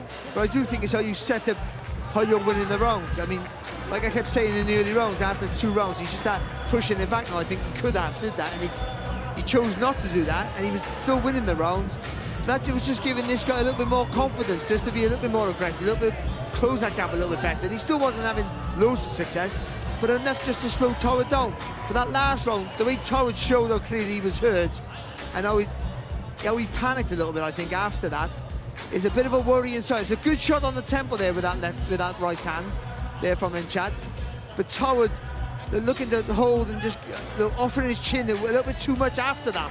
It's a great shot, really is. Lovely left hook there again there from Ennachat, but I think there's a work to be done there, because every fighter now who sees Toward, they're going to go, he might be a good boxer, he might be able to punch, and he is dangerous in those early rounds, but if I can make him work hard and then just put loads of pressure on him and just stay low and swing high, he's a target to be hit. When he gets hurt, he'll panic. That's the thing you can learn to cope with, by the way, but he didn't cope with it great in that last round. And it wasn't a massive drama, but a little thing that will give other fighters around his level a little bit more confidence. Yep, learn not to panic, learn from what has gone on. Paul Booth is ready.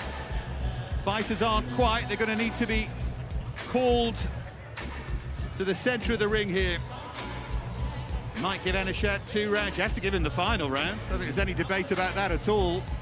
Toward will get the win, though, you'd be fairly sure, and they are called through. We can get to Paul with the result. Ladies and gentlemen, after 8 rounds of boxing, we ask our scoring referee, David Irving, to decide this bout. He scores the contest at 77 points to 74 points in favour of the winner. From Newcastle, Dan Toward! So Toward gets the win, survives that last round drama, and marches on to his next challenge.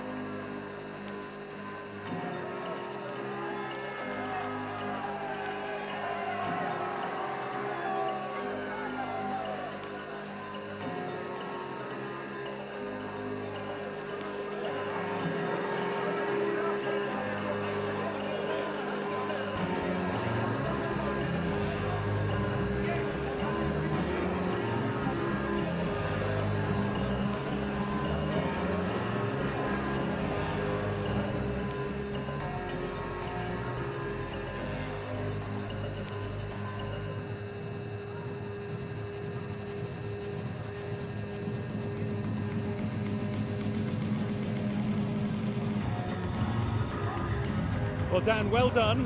You keep on winning, but talk us through that 8th and final round.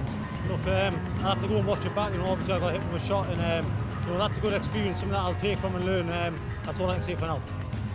Overall, though, happy with the display? Look, I thought it was a good performance. Boxed by my jab. He's a strong, tough kid who came to win. I did what I had to do tonight, and I got the win. Barry Jones is a big fan of yours. He felt there were times in the middle of that fight where you were coasting a little bit. Is that fair? Maybe. Like I said, I'll have to go back and watch it back. But look, I want to say thank you to every single person who made the trip over to Dublin. And look, there's a lot of big nights to come. We're going to get away the lads in a minute off you, Dan. But Dave, I wanted to bring you in quickly. How worried were you in that 8th round, given what happened against Kakande? How bothered were you by that? Yeah, of course I was bothered. I mean, I'd be an idiot if I was sitting here going to lie and said I wasn't worried about him. He was obviously in distress, but what I'm happy about him is how he managed himself to get through little things that normally with him, he would be too proud and start gunslinging back. He was holding and he was listening. He was trying to keep he just needs to be a little bit better at tying him up. But he did well and he got himself through. That's the most important thing. It's boxing, it's experience. It's like what, eight fight. So there's a lot to learn, and you've got to remember he's fighting guys with winning records and guys that are coming to win, not guys that are coming to give it a go. He's fighting guys all the way through his career already. He's fighting guys that are coming to win.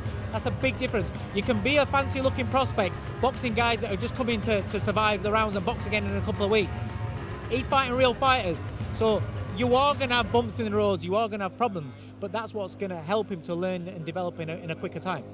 Dan, keep taking the challenges, keep entertaining us, and go on, give us away the lads. Away the lads, thank you.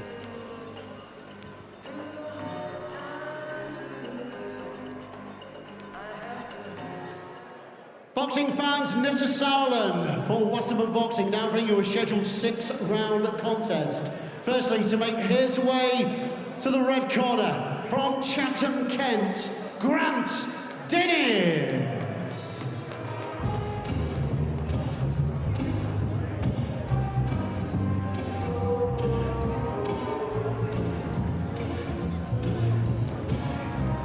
So welcome back to Dublin. Grant Dennis takes to the ring here for his super middleweight clash against Kevin Cronin.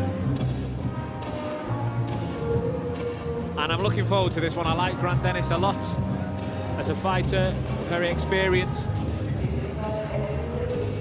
A lot of names on the record. And tonight takes to the ring in Dublin, Oscar Bavis. Back joining us in the ring. We'll go to his opinion in a moment. Paul Booth, though, set to announce Grant Dennis' opponent as he makes his way to the ring. Kevin Cronin, the man to face him. It's a super middleweight contest here in the Irish capital.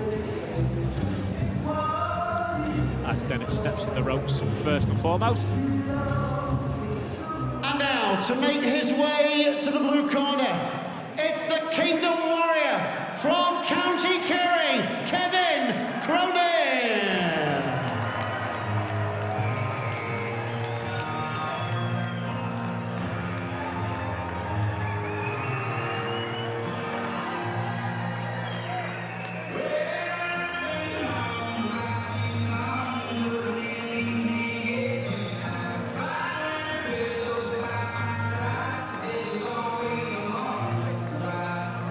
Kevin Cronin taken to the ring here, looking to get back to winning ways against a Grant Dennis who's also looking to arrest a losing run. Last time Grant Dennis was in the ring against former British champion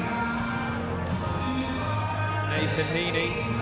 Kevin Cronin, last time out, he lost on Callum Walsh in the card in New York. Both men looking to right some wrongs.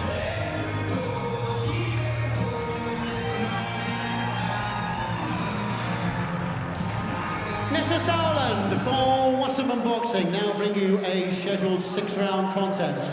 Scoring referee is the third man in the ring, introducing Paul McCullough of Belfast. Firstly, boxing out of the red corner on the scales at 169.2. Tonight he's wearing green, gold and black. 19 career victories, including 3 big wins inside the distance. He boxes out of Chatham, Kent, introducing the go-getter, Grant Dennis. And across the ring, wearing white, gold and green, this evening boxing out of the blue corner. Scaling officially at the weigh-in at 168.2. 9 professional victories, including 5 wins inside the distance. He boxes out of County Kerry, Ireland. Introducing the Kingdom Warrior, Kevin Cronin. Referee Paul McCullough with his final instructions. Okay, it's got the instruction in the team. Obey make commands at all times, touch gloves quickly.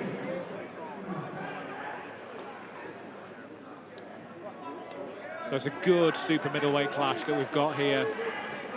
6-round contest. It's another Ireland-England warm-up ahead of the main event tonight. Mick Conlan and Jack Bateson.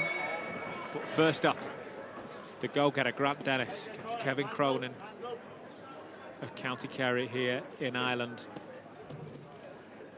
And we've seen a lot of action already tonight, Oscar. Looking for some more in this one. Both fighters need a win.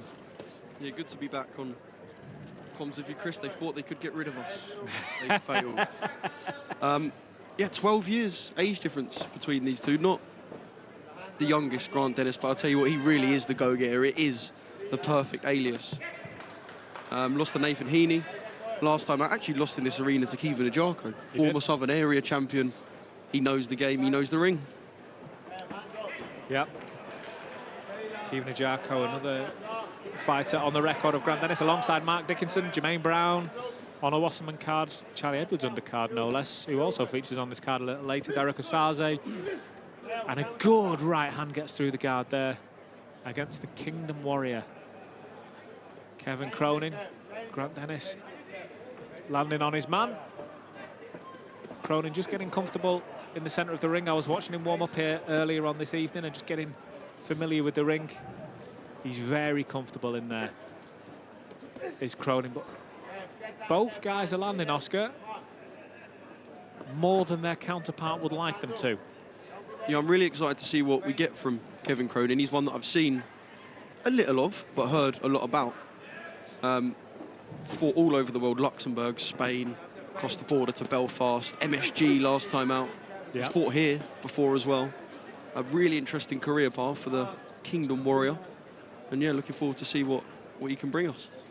Yeah, and it's with those air miles comes a lot of experience that you can bring back home. Because when you go into other people's back gardens or when you go to other territories, you have to get used to fighting in, you know, you don't know the streets around the arena, so you can't go out for a run whenever you like. You've got to learn maybe the local language or learn what's going on around you. Here, though, all of those comforts, they're more available to him, and that makes your fight week easier. It means you can settle into the ring easier. And the reason for the gap in speaking was he just turned the heat up a little bit, and that's what comes from comforts, although Grant Dennis immediately firing back. Yeah, even fighting on different promotions, it might be a different person sorting your tickets out for your friends and family, different admin. Those life experiences in and around boxing are invaluable. Both fighters will be fairly happy with the way this first round's going, as Cronin lands upstairs simultaneously, Dennis lands upstairs. Neither fighter afraid to let their hands go in this early round and try and establish an early lead. Sign of respect between the two, because I think they both realise this is a big moment for them and both are trying to make the most of it. Yeah, some really good exchanges between the pair in the first round of the fight. Last time out, as you mentioned, Kevin Cronin lost in MSG in New York. That was in March earlier this year. He lost by unanimous decision against Emmett Brennan. That's a real pinnacle fight because it's a life goal for so many boxers boxing in MSG, boxing in New York. You know, I think it's a big if because it's never going to happen. I think if I was a boxer, if I could tick off one venue, I think it'd be MSG. So I think for a boxer to do that, he's tasted it now. Okay, it can go his way on the night, but you know he's going to want to do that again. And this is the kind of fight you have to win if you're going to do that. For Grant Dennis, though, he's been on a bit of a slide lately. There's no questioning that. You know him. He's a proud fighting guy. He's going to want to stop that. He's not going to lie down. And you mentioned Kevin's fight at MSG that, yeah, you said didn't go his way. Dana White was ringside that night. He said Kevin won the fight. Kevin himself said, look, I just needed probably some more higher value punches, but he also, of course, thought he won the fight too. And I know the praise from Dana White obviously sat well with Kevin. Yeah. And like you said, Grant is a really proud man. He will not come here to roll over. Well, Dana, if you're watching this fight tonight, let us know your thoughts on the Wasserman Boxing YouTube channel. Just drop us a comment, mate. We'll see it. We'll pass it on to Kevin, because it seems he has a fan in the UFC, man. But tonight, Kevin started the second round quite strongly. Moving forward, it's him that's leading the pace. Grant Dennis again firing back, and they call him the go-getter because he's just that. As Oscar said before, he's always going to come forward. He's going to try and get you. Both fighters, we saw in the first fight tonight, Cody Smith, his man, maybe not willing to exchange. No such look here in this fight as both fighters letting their hands go. It's a good third fight. Yeah, I'm absolutely loving the tempo. He is an aggressive, come forward fighter, Kevin.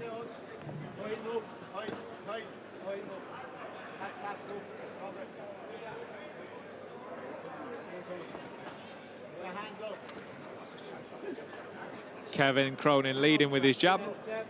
Here in this, goes upstairs and downstairs. Grant Dennis just having to adjust a little bit here and make sure that his man doesn't establish that lead that he's trying to, and he ties him up to stop him getting so many shots through. It's a good move by Grant Dennis, that. Yeah, if there's a trick of the trade, Grant Dennis will know it. Like I said, 41 years of age, 33 fights deep in his professional career.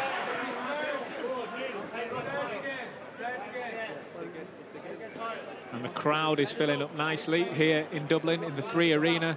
A good shot lands from Grant Dennis. That's a strong right hand, straight over the top of the lead hand of the Irishman, who responds, doesn't wilt away from it. It's a good fast twitch energy that Grant Dennis has. His hands are moving, his head's constantly moving, but the Kingdom Warriors, it says on his shorts, Kevin Cronin, still happy, despite a moving target, to send out missiles looking for it. And he lands upstairs and downstairs there. Keeps Grant Dennis on his toes. Grant, I don't think he liked that, and then another one got through right on the chin. Really nice left to the body from the Kingdom Warrior. Yeah, it's a good round for the Irishman here. They're enjoying this. They are. You can see they're smiling at each other. They're enjoying this battle so far. It's a couple of good rounds so far. Grant Dennis and Kevin Cronin go and sit in their corners. And both of them, as Oscar says, they'll be enjoying this because they're both fighting guys. I think at the moment you've got to say probably the Irishman's corner slightly happier, but a long way to go yet. And both guys will have been here before. They will have been in rounds that have tested them, and they'll have been in rounds that maybe they feel they favoured, but not enough to rest on. Yeah, why would they both not be enjoying this? The National Arena in Dublin, in Ireland for Kevin Cronin. And Grant Dennis has seen pretty much what there is to see in boxing, and at the age he's at now, he won't have too long left in his career. On a stage like this, a night like this, why would he not enjoy a little toe-to-toe? A little toe-to-toe, indeed. Both fighters step forward. Round 3. As we step into round 3 of 6.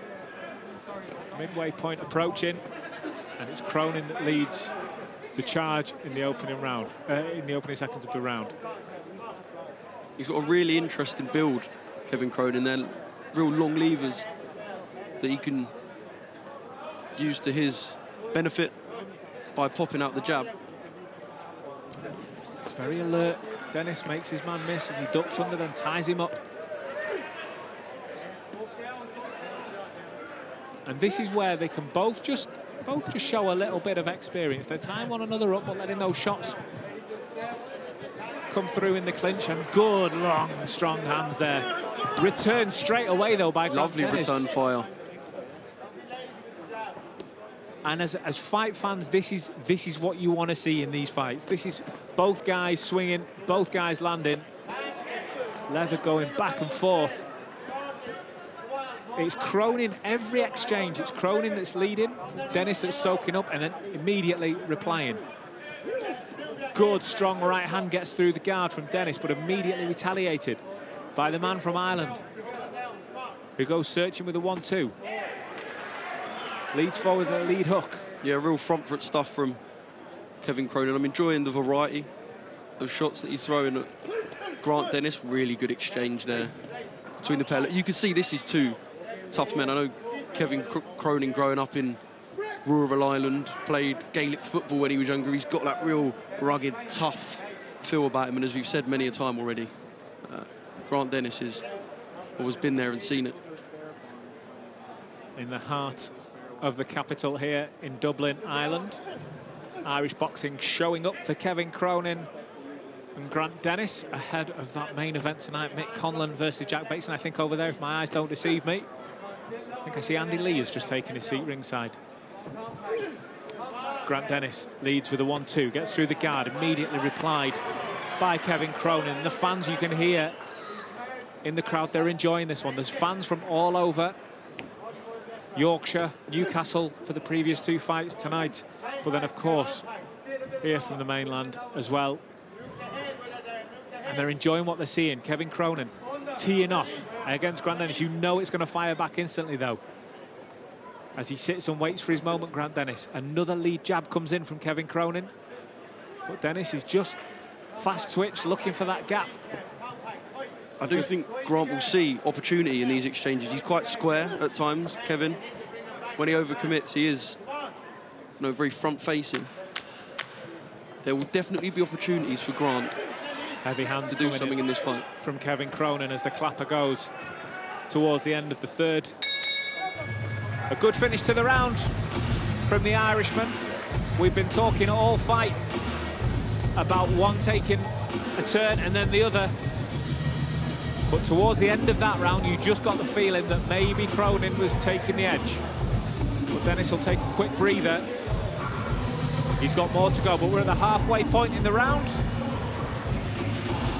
of a super middleweight clash between Kevin Cronin and Grant Dennis. It's the warm-up to Conlan Bateson. A really big fight for Irish boxing tonight. We've already seen Cody Smith and Dan Howard take wins as the Wasserman boxing stable turned up in numbers tonight. Charlie Edwards still to come a little bit later on. Corner 10 seconds. If you are in Dublin and you aren't in the 3 Arena tonight, you have made a big mistake. But just switch on Channel 5 and you'll be okay. Round 4 begins. Kevin Cronin takes his place in the middle of the ring and immediately begins to dictate the pace with body shots and then upstairs. Grant Dennis a little slower to reply than maybe he was in the first couple of rounds, but still, nonetheless, is doing just that. Kevin Cronin immediately on top of that.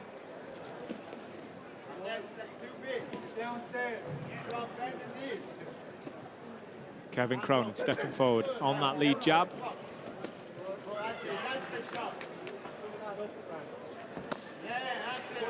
Good, strong right hand from Kevin Cronin. Grant Dennis replying, moving in circles around the ring, just making Kevin chase it. Good, strong hands come back from Grant Dennis. I mean, this was already warm, but this is really heating up now in the 4th round.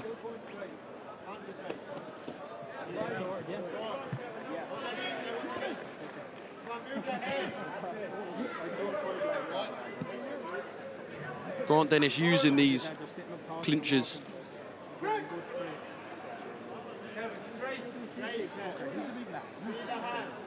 Grant Dennis using these clinches to take a breather.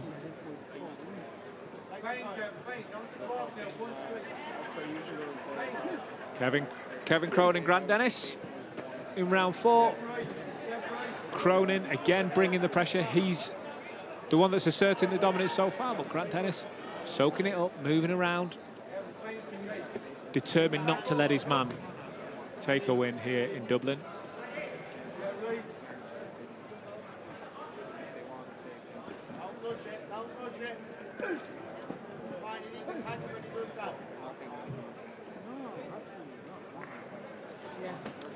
Good, strong right hand from Kevin Cronin, but this time on the follow-up, the go-getter makes him miss. And he's trying to tie up Grant Dennis, but Cronin using that experience, head down, feet backwards, just allowing a little bit of space to go to the body and then slowly work upstairs, which he's done quite well to get out of that clinch. And then taking his place back in the middle of the ring. It's a high guard from Grant Dennis, trying to find the gap to come through. And what were initially immediate replies, Oscar, they've turned to feints. And Grant Dennis maybe just feeling the pressure a little bit from Kevin Cronin. But he does fire back with a good overhand right. He's still very much in this fight, Grant Dennis, but you get the sense that maybe Cronin just starting to edge it. He is a wily character. He won't be going anywhere unless there's a real hurt put on him, and I know that's what Kevin Cronin's trying to do right now, but you can just see that experience come out in the clinches. When he gets hit with a shot that might make him stiffen up a touch, you can see that experience come out. He knows how to deal with these situations. Yeah. Khalid Sauerland takes his seat ringside as Wasserman boxing underway here in Dublin. And as Oscar says, both of these guys, not just Grant Dennis, but both of these guys enjoying their time out there tonight.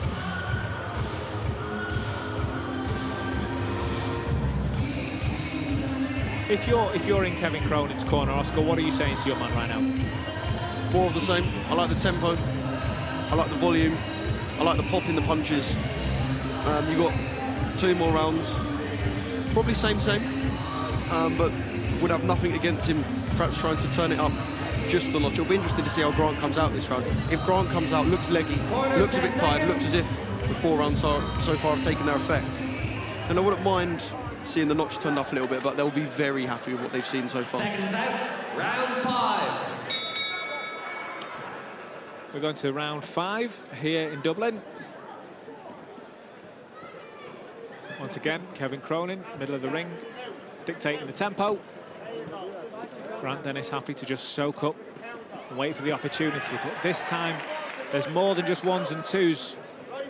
Multiple jabs, followed by right hands upstairs and downstairs. Dennis does get through back with 1 jab, but it doesn't deter Kevin Cronin, who keeps that pace high, keeps that jab levering in and out, almost piston-like.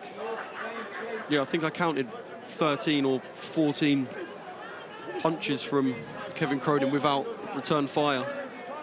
Definitely looks as if this has taken its toll on Grant Dennis, who's got a high guard and will really want to try and avoid taking these shots that still have the same pop as they did 4 rounds ago. Well, while he is on a losing streak, Grant Dennis, you don't expect him to give up. You know he's not going to just, as Oscar said, roll over. But if Cronin wants to make a statement here, a stoppage win against Grant Dennis, even a Grant Dennis that's not having the best of fortune in recent fights, is a statement. And you just wonder if he can go out and get that. He's leading with the jabs, and he's having a lot of success with dictating the pace with that jab. But Dennis is good at locking up and not letting him get much more than that through. Yeah, I mean, in his defeats, Grant Dennis has been stopped. He's been stopped before, right? But there are top prospects some have labelled elite, that haven't stopped Grant Dennis. Yep. So you go and do that tonight. The boxing world goes, okay, you're interested. Yeah. Grant Dennis, though, good shots of his own. Lands on the jaw left and right. Kevin Cronin certainly felt that one, but immediately takes back to the middle of the ring. 2 men prepared to trade again. It's Dennis this time throwing out the jab, going 1s and 2s, just to see if there's any gaps, trying to make an opening. Cronin throws a couple of hooks and a jab that land on the gloves, and then Dennis with a bit of a second win there, just landing both upstairs and downstairs. You can tell by his facial expressions in those last few exchanges, Grant, he's feeling something could happen here. Yeah, absolutely. Talk about a statement for Cronin. What a statement it would be for Grant Dennis if he was to get something out of this fight. He guards up, and now it's Dennis in the middle of the ring, pushing Cronin back. Cronin all fight has dictated the pace. Lovely free shots. Big shots from Grant Dennis, all of them getting through the guard, all of them landing. And now it's Cronin stepping forward and tangling up. Good shot right on the bell from Kevin Cronin. That right hand got through, and just as Dennis was having some success, right on the bell. Terrific right hand, right on the money from Kevin Cronin. Grant Dennis smiles in recognition as they both go towards the corner, and both take, I'd say, probably needed words of advice, Oscar. Yeah, I just love the pace that Kevin Cronin is fighting at. I went into his changing room and watching him warm up. It was high intensity. He probably feels like he's done 7 or 8 rounds. That's the sort of stuff I was sitting in the change room. It was high intensity, big work. But he's come out here, the pace has been perfect. The shot selection has been brilliant. And in all fairness, Grant Dennis has played his part in what's been a really entertaining 5 rounds so far. So a quick look down the menu before tonight, before this next round starts. Kane Lewis and Eric Lopez in a featherweight contest up next before Charlie Edwards returns on Channel 5 action. Seconds out, 6th and final round. Final round here, good sign of respect between both fighters who've enjoyed this one, and both of them nod in appreciation to say, let's do it for one more round. Cronin trying to re-establish the dictating pace, but Dennis looks to pick up where he left off in the last round with a strong right hand. Both guys are going to have taken confidence from that last round, Oscar. Dennis was certainly beginning to get his own way, but right on the bell, Cronin threw arguably the best shot of the round. So both of them have positives. Dennis this time leads with another right hand. That's it. I really want to see Grant Dennis come for this. Yeah. I want to see him come for it in this final round. He looked a little jolted there, though, as Kevin Cronin lands a left hook straight over. Both fighters take a breather. Dennis goes downstairs, senses his man is breathing heavily. Can he capitalise?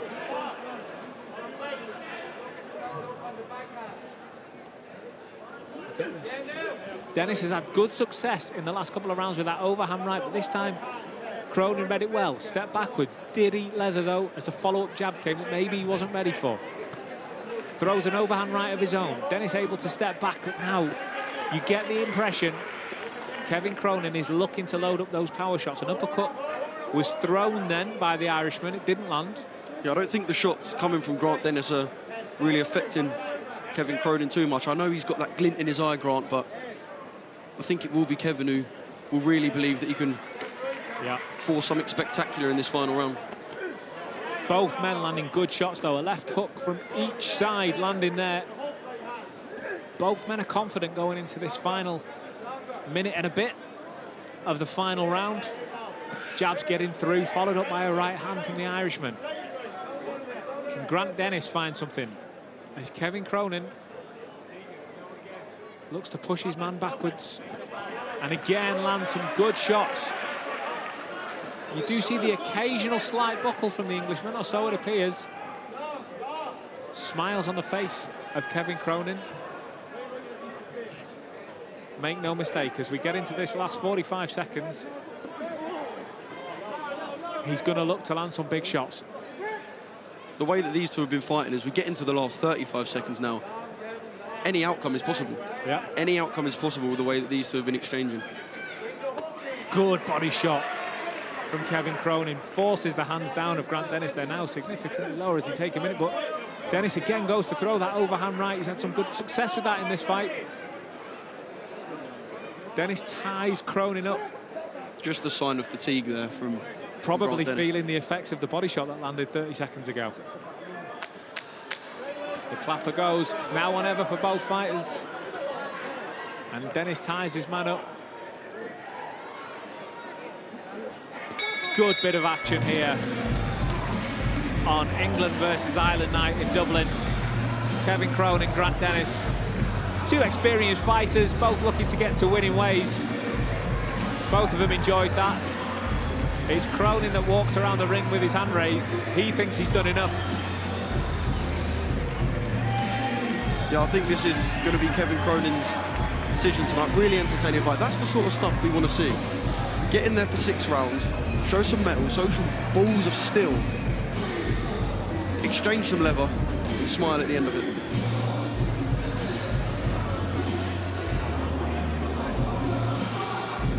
Well, there's going to be conversations for so many fights tonight.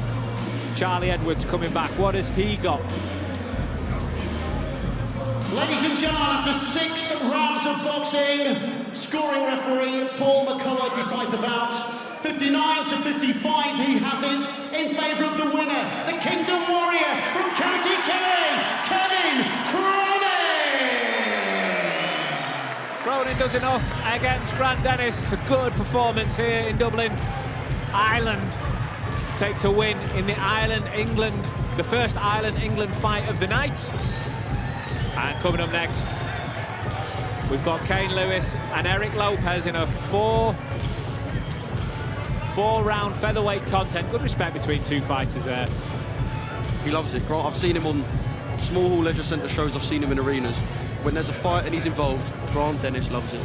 Oh, well done, Paul Booth. Kevin Cronin. For the next fight.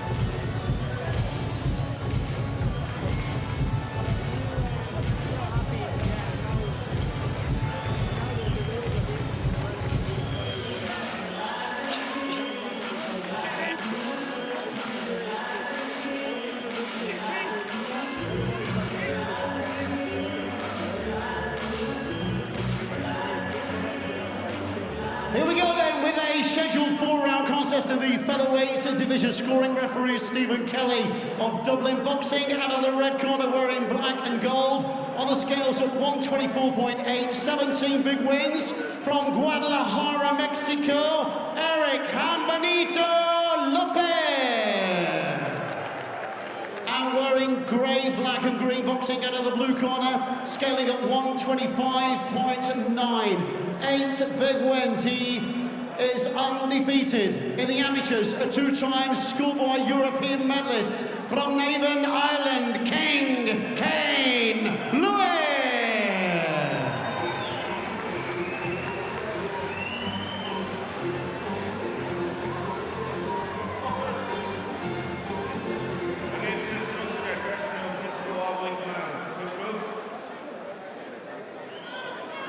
Featherweight action kicking us off here.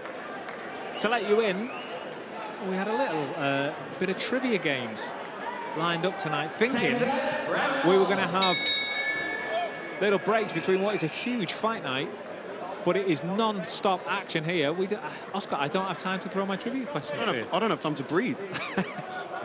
Straight into featherweight action here. It's not Ireland-England, this one. It's Ireland-Mexico, as Kane Lewis takes on Eric Lopez.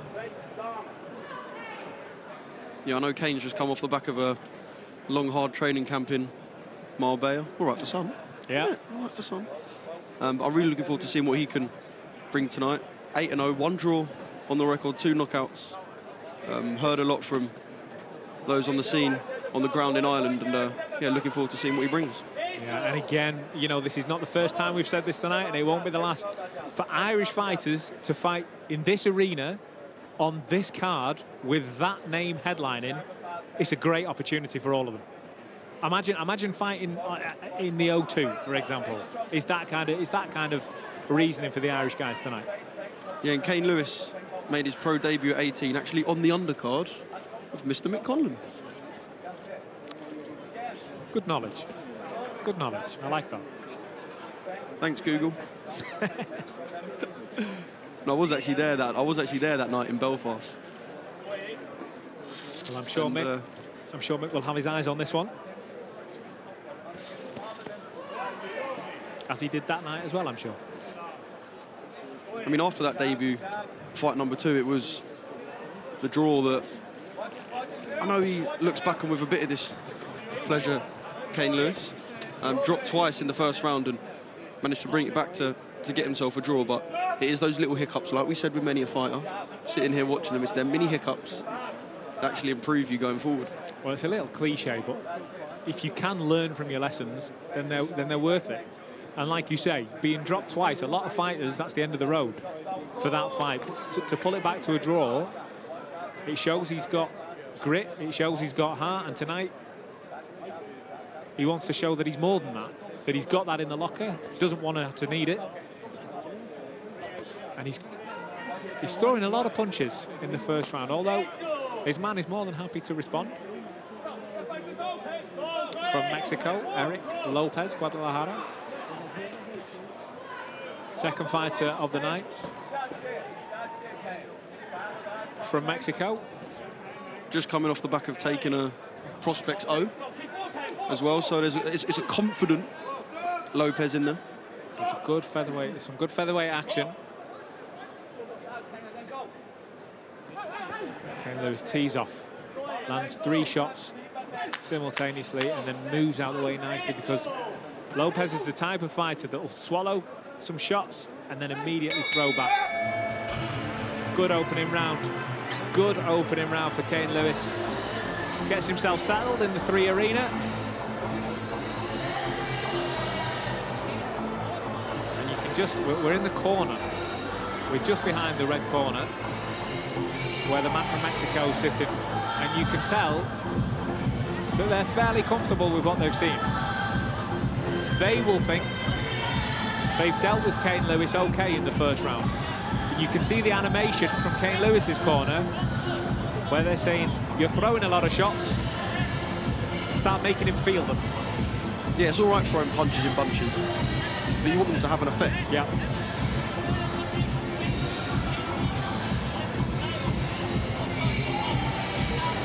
Lopez nodding along to the instructions that he's getting. Like you said, he does look comfortable. It was a nice pace, that first round, but yeah, Kane Lewis will want to up the pot behind those shots. Both men straight out. Kane Lewis, it's good lead hands. Okay, but again, as we saw in the first, Lopez soaks them up, absorbs them, and fires back. He's punching down as well, Kane Lewis, because he's got a slight height advantage. So he's punching down, and Lopez ducking just makes it difficult for Kane to find the target. Ties his man up. And I think you can see that he's wary of the heads as well. But again, this time, Lopez goes to tie up, and what I like to see from fighters is what Kane Lewis has just done there, is he's shown his strength dominance. He's waited for the man from Mexico to tie up, and then just thrown him a couple of shots to the back of the head. Referee just says, less of that. And the 2 men get back to the middle of the ring. But Kane Lewis, he was showing strength dominance. Again, you'll see it. If the man from Mexico tries to tie up again, Kane virtually picks him up and moves him into where he wants him. And this time he can't tee up. He can't tee off. And the man from Mexico can shake his head, but the judges will have seen it. The fans will have seen it. They got through. Yeah, I don't think when Lopez is tying Kane Lewis up that he's uncomfortable at all, Kane. I just think he wants to back off and he wants to let shots go. Yeah. It's that simple. And those punches and bunches got through, and that's a good combination there. As he punched, moved, and punched again, Kane Lewis. There was an uppercut, a slip, and then a good right hand straight down the pipe, and all of those shots and the follow-ups got through the guard. And Eric Lopez throwing back. They're not landing. That's a good second round so far from Kane Lewis. He's very accurate when he's in range. When he's in range, he's very, very accurate with those straight shots. Look, we know that there's huge talent there. 2 national titles, 7 county titles, 2 European medals. There is a real talent in Kane Lewis, and now things are starting to heaten up, liven up halfway through this fight. I think we can see that. Good right hand over the gloves of Eric Lopez from Kane Lewis.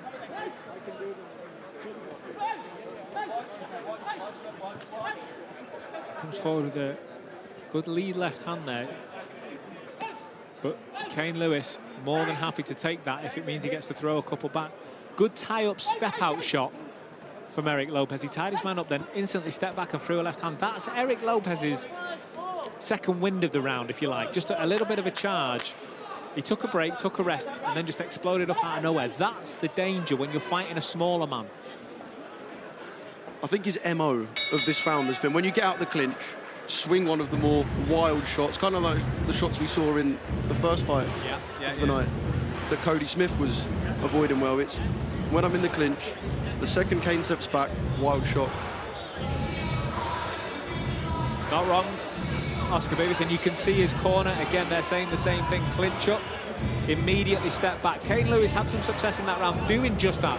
Clinched his man, shoved him back against the rope, and that just allowed him the brief half a second where the hands were still down from the clinch of Eric Lopez, and allowed Kane Lewis to tee off. All of the shots got through, and then in the response from Lopez, a wonderful two-punch combination with a slip in the middle from Kane Lewis. Rocked his man. It looks like the corner telling Lopez, we want work downstairs, we want some stuff thrown to the body. Well, we spoke about the corner communication at the end of the first round. Compare that to the corner communication at the end of the third. Round 3 gets underway. Straight away, Kane Lewis the faster to the centre of the ring. And again, it's Kane Lewis throwing the first shots of the round. Penultimate round here in Dublin. Good overhand right attempt from Lopez, and again, neither of them phasing the man from Ireland, who uses the opportunity to throw 2s and 3s. I think one of those wild shots from Lopez did almost whisk past the face of Kane Lewis, perhaps catching his nose, but I like the intent that he started this round with. It's twitchy, it's fast. Well, you see it in every division in boxing. When there is a height difference, the smaller man, if they know how to use that to get under the guard and pop up. But Kane Lopez not letting him duck down there. The minute he ducks down, he's throwing those shots. It was a good right hand that landed. And watch this again. Eric Lopez is tied up, and Kane is using his strength to push him back, to show that strength dominance, to make gaps in the clinch, and then step back and throw a good 2-3. Yeah, Lopez really didn't want him getting out of that clinch there in the corner. It looked like he was hanging him for dear life almost, but Kane again stepping back. Lovely work, 3-4 punch combination, landing on the chin of Lopez. It's got a little complacent there, Lopez, by leaving that lead hand out. It was stretched upwards and it just left the chin exposed. And a fighter like Kane Lopez, who spends so much time in the gym, sees that as meat and veg.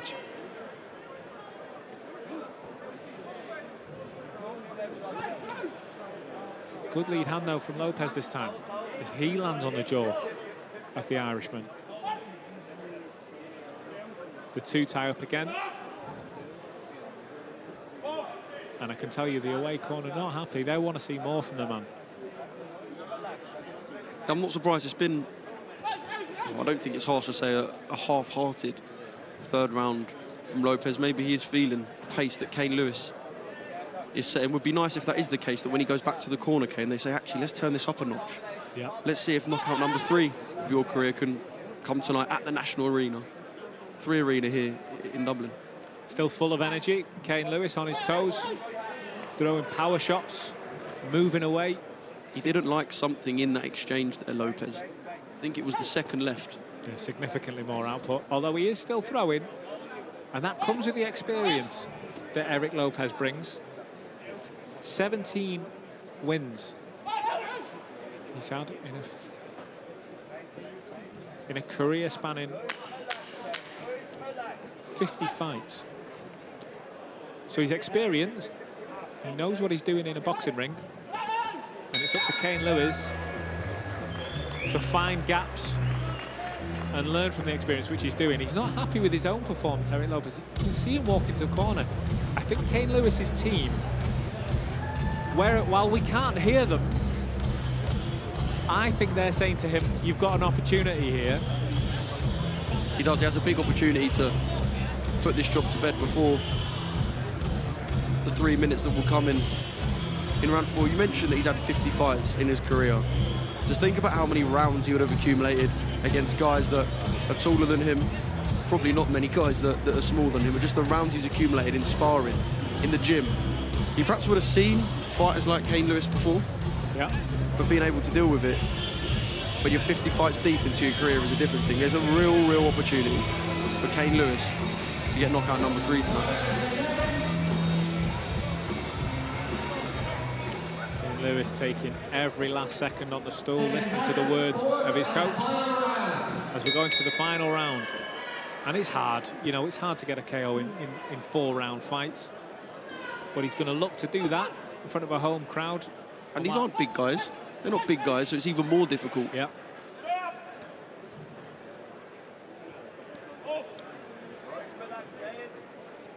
But it's been a good, very good experience. You can see behind the fighters as this amphitheatre-style arena, the middle of Dublin, begins to fill up.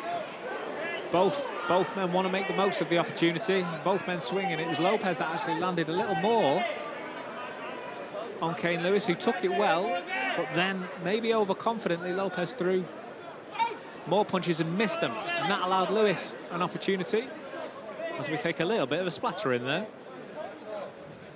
Yeah, my new T-shirt. Well, no, I think we're going to see Lopez. I know it's the cliche of empty the tank, perhaps not empty the tank, but we're going to see him. Good shot. Good shot. All for this 4th round. Some brilliant exchanges between the pair. Kane Lewis read that gap wonderfully. The man from Mexico tried to throw a 1-2. A little shuffle to the side from Kane Lewis. Opened up perfectly, an uppercut from that right hand. Landed right on the money. The one thing I will say is I think Lopez's attacks are too one-dimensional. Yeah. In a sense, it's very walk forward in a straight line. Throw big shots. I think Kane Lewis by now can almost see it coming before he's made his first movement.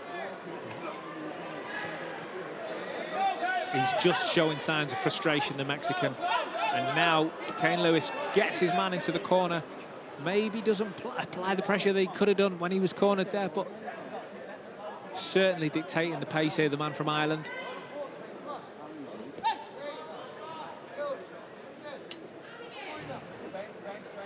Kane Lewis steps forward again. Lopez trying to find that gap, moving back in towards the ropes. Bobbing, weaving, but not able to move out the way. A good left hand, though, from Eric Lopez. Got over that right-hand glove of Lopez. Lopez replies, as we used the expression before, punches in bunches, and majority of those punches getting through. A couple on the gloves, but the majority of them straight on to the target of Lopez, who's a durable fighter, a very experienced, a ring veteran. I think it looks like he might have just disengaged for a second, Lopez. Good shots from Kane Lewis. Pushes his man back. He just seemed a little flustered there, the man from Guadalajara. But you see what he does so well is he just resets. Nothing phases him for more than a couple of seconds. We go to the final 10 seconds of the round. The clapper goes. And Kane Lewis is going to take a win on the cards here. The two embrace. A hair's breadth after trading for the final second of the round.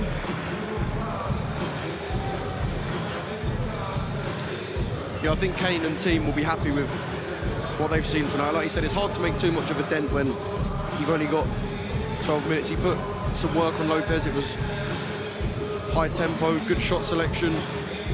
Distance was absolutely perfect.